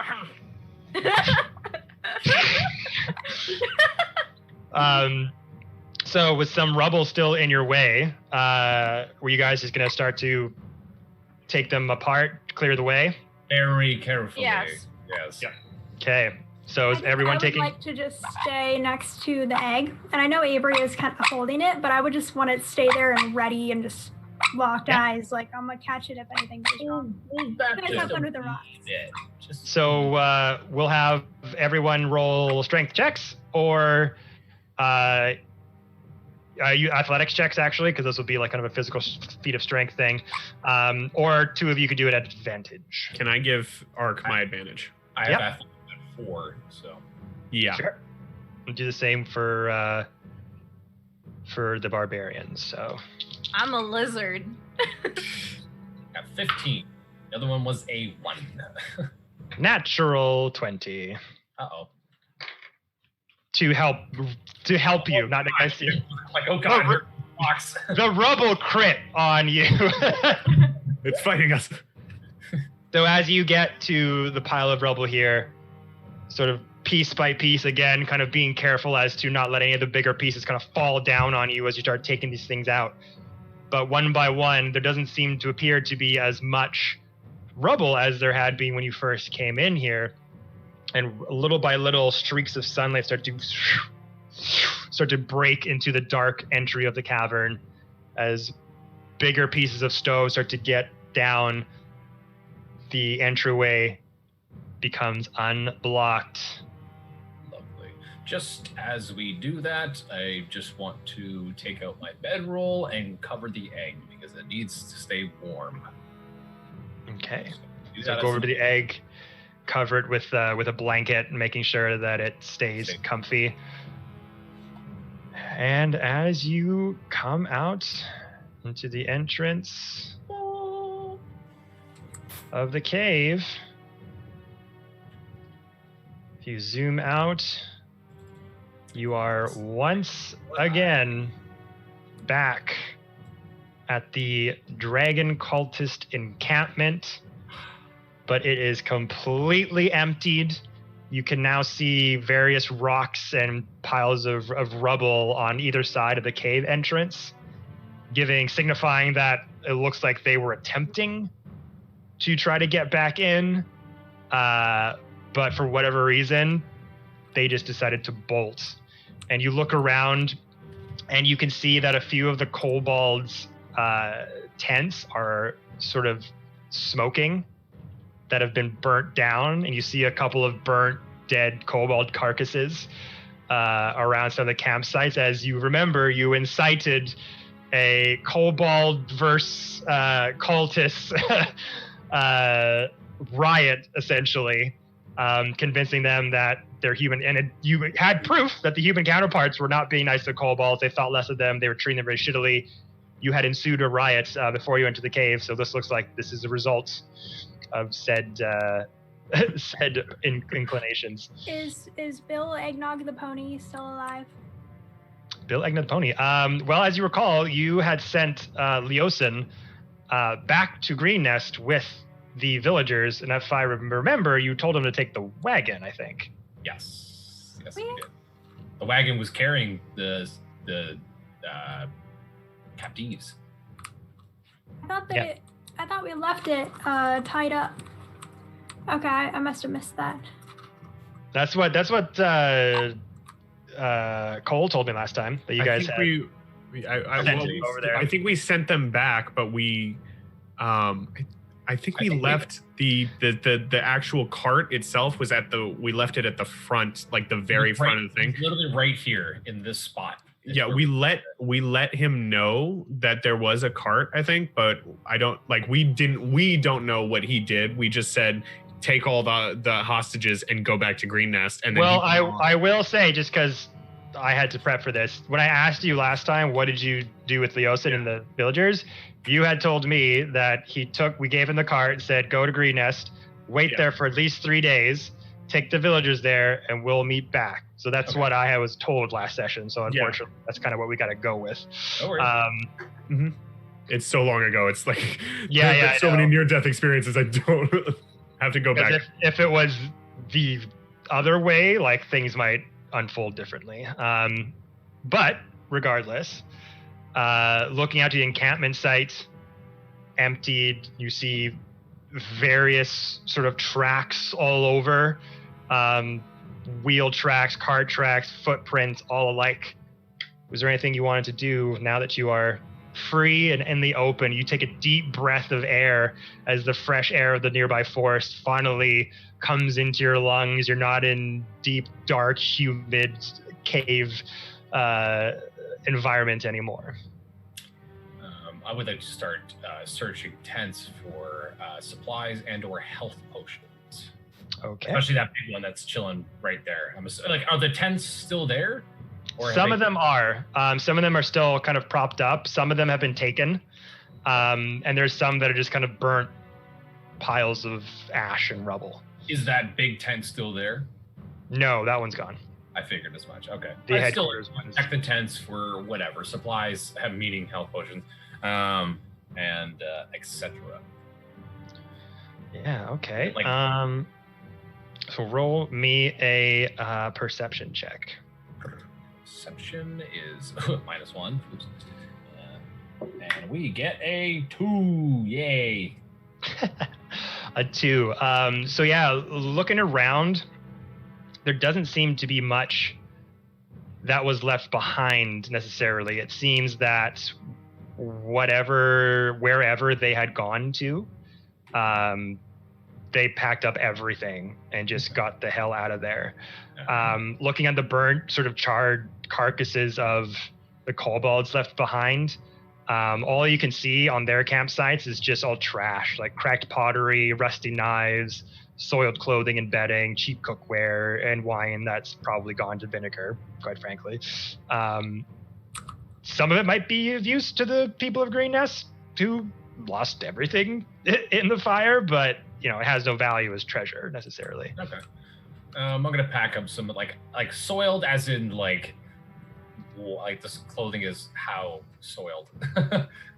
Just like dirty, muddy, maybe a little bit poopy if you look more, but Like you said, soiled. I'm like, I might grab them for the people, but you said soiled, which is an interesting word, so I'm not gonna grab anything. I say we very quickly move because we got to get this egg incubated. Yeah. Everybody use dash. Yeah. As we pass by the kobold corpses, I'm gonna just tip my hat and go, "Viva la revolution," and keep walking. All right, so on foot, making your way back to Green Nest. It was a fair bit away. It was like an 8-hour journey or so. Arlie, are you kind of leading the charge through the woods or through the pathway back? I'm sticking as close to that egg as I can and just being ready in case something goes wrong. If I need to catch it or intercept something. Do we want to move the egg to your back instead? I would be happy to take it. Instead of having, because how long does the lizard last? 1 hour. So if it's an 8-hour trip. Yeah, the giant lizard will not be able to run it the whole entire way. Instead of waiting for the lizard to poof with the egg, we might want to, while we have a breather, get the egg. Yeah. We can then tie it onto Arlie's back and then have 3 people walking on either side and behind just to help, Yeah. And everyone hug it and keep it warm. All right. So as the A team, as they're affectionately called, trail off into the distance past the abandoned dragon cultist encampment, through the charred, burned campsites of the kobolds, the cave site, finally leaving it in your purview, the 2 barbarians kind of walk with you about to the entrance of the campsite and stop and say, "My friends, I feel this is where we need to part ways. My sister here is still very badly injured, and hopefully we can get back to our tribe by nightfall. You are honorable warriors, all of you, and I thank you for showing us a better path than what might have transpired. We are proud people, the Berserk Hill children. We will do whatever we can to advance our position in these woods and these lands." Well, if you find yourself in the Western Plains, just make mention of my name and my people will take care of you. Teach them what they know. In the eyes from one barbarian to another, thank you. You are worthy adversaries. May you die an honorable death. Leosin. Leo. Put my hand on there. It's like a scenario where just like we both put our hands on each other. So she puts her hand on your shoulder. You put her hand on your shoulder, and she kind of bows her head so your foreheads are touching. Yeah. Amara sees this, and as her lizard form, she's gonna get down, crouch down a little bit, bowing her head to the barbarians. And as they kind of give that sign, yeah. I would like to use Druidcraft and just create a couple of flowers, one for each of them. Just hand them to them. And you see Ha's kind of off to the side, still getting support from her sister. You give them, what kind of flowers are they? Something ridiculous like stargazer lilies. It's like a big, beautiful flower. Awesome. I have to Google that one. They're So you really take- pretty. You give kind of just craft it from your wrists as those vines kind of come wrap around your hands and sprout flowers right in front of them, and you kind of rip it off your wrists, hand one to each of them. Very Thank pretty. you. Very, very beautiful gesture. And one of them kind of looks at it and is like looks like never seen like a flower like this before. About to like go bite one of the petals off. She's like, it's a nice gesture. Stop it. And they just bow their Can I heads. like grab one and like put it into her hair? Into which one's hair? The injured whichever one. was more hurt. Yeah. Yeah, that's Ha. So yeah, you take it and kind of put in the hair. Just look at how beautiful you are. In that grizzled, very messy clump of dreadlock hair that they both have, you just kind of put it in behind the ear, and she's kind of like, Apollo shedding a tear in the corner. I just pick you up like a baby. I'm just like, there. And just like walk off. and as they kind of give one more final bow, may the gods guide you, whatever journey you are going to be going on. I don't envy you. May you all die honorably and have amazing deaths. And as they turn around, sort of limp off towards the forest, the injured body of Ha turns around to you, Apollo, and just goes, and then Woo! Yes. carries off. As he fades onto the ground, I'm like, come here, lover boy. Grab you, pick you up, throw over the shoulder, and then we It was all worth it. just have you in my arms, like. As she saw you give that killing blow, or that very like almost killing blow to Furlan with that huge stab with the rapier, blood still splashed on her face from when you enacted the hit. Oh. She just kind of like licks the blood off of her mouth and just gives you a wink. But as they disappear into the woods nearby, the rest of you walking to and fro with a giant lizard in front, a black dragon egg wrapped on the back, as the rest of you head back towards the town of Green Nest with the sun setting low. It is there, everyone, that we're ending the stream. So congrats, everyone. You survived a very deadly fucking encounter in this game, the dreaded low-level dragon cultist encampment. And I will just say it now so you can prepare. When you have a long rest, you will level up to level 5, I believe it is now? 4. 4, to level 4. I mean, no, 5. So you get your level up, everyone. Level 4 is Woo. now yours when you take your first long rest. So Are we doing a long rest now? I was about to say, up to you. If you wanted to try to take a long rest on your journey there, it's about an 8-hour rest time. It's about sunset, so you would wake up. You could either try to camp somewhere and just stay there overnight, and then head to Green Nest in the morning. However you want to take it. I As think long should as do we that. can I think keep the egg warm. Then you would get your hit points back, all your abilities back as well. Yeah. That way we can properly defend ourselves. Is Yeah, it gonna 'cause hurt I'm the not- egg if we do that? Hurt the egg? Yeah, because we need to get it incubated. So, like, would we be able to craft something to keep it warm while we are taking a I mean, oh yeah, for sure. Like when we come back next session, we can, RP how you keep it warm by a bonfire or something like that. But Okay. but yeah, I guys, just wanted to make sure. don't worry. I know it's important to you. But yeah, level 4. Congrats. You earned it, motherfuckers. You earned it. Maybe- One of those scenarios where, like, but did you die? yeah. Many times. All along.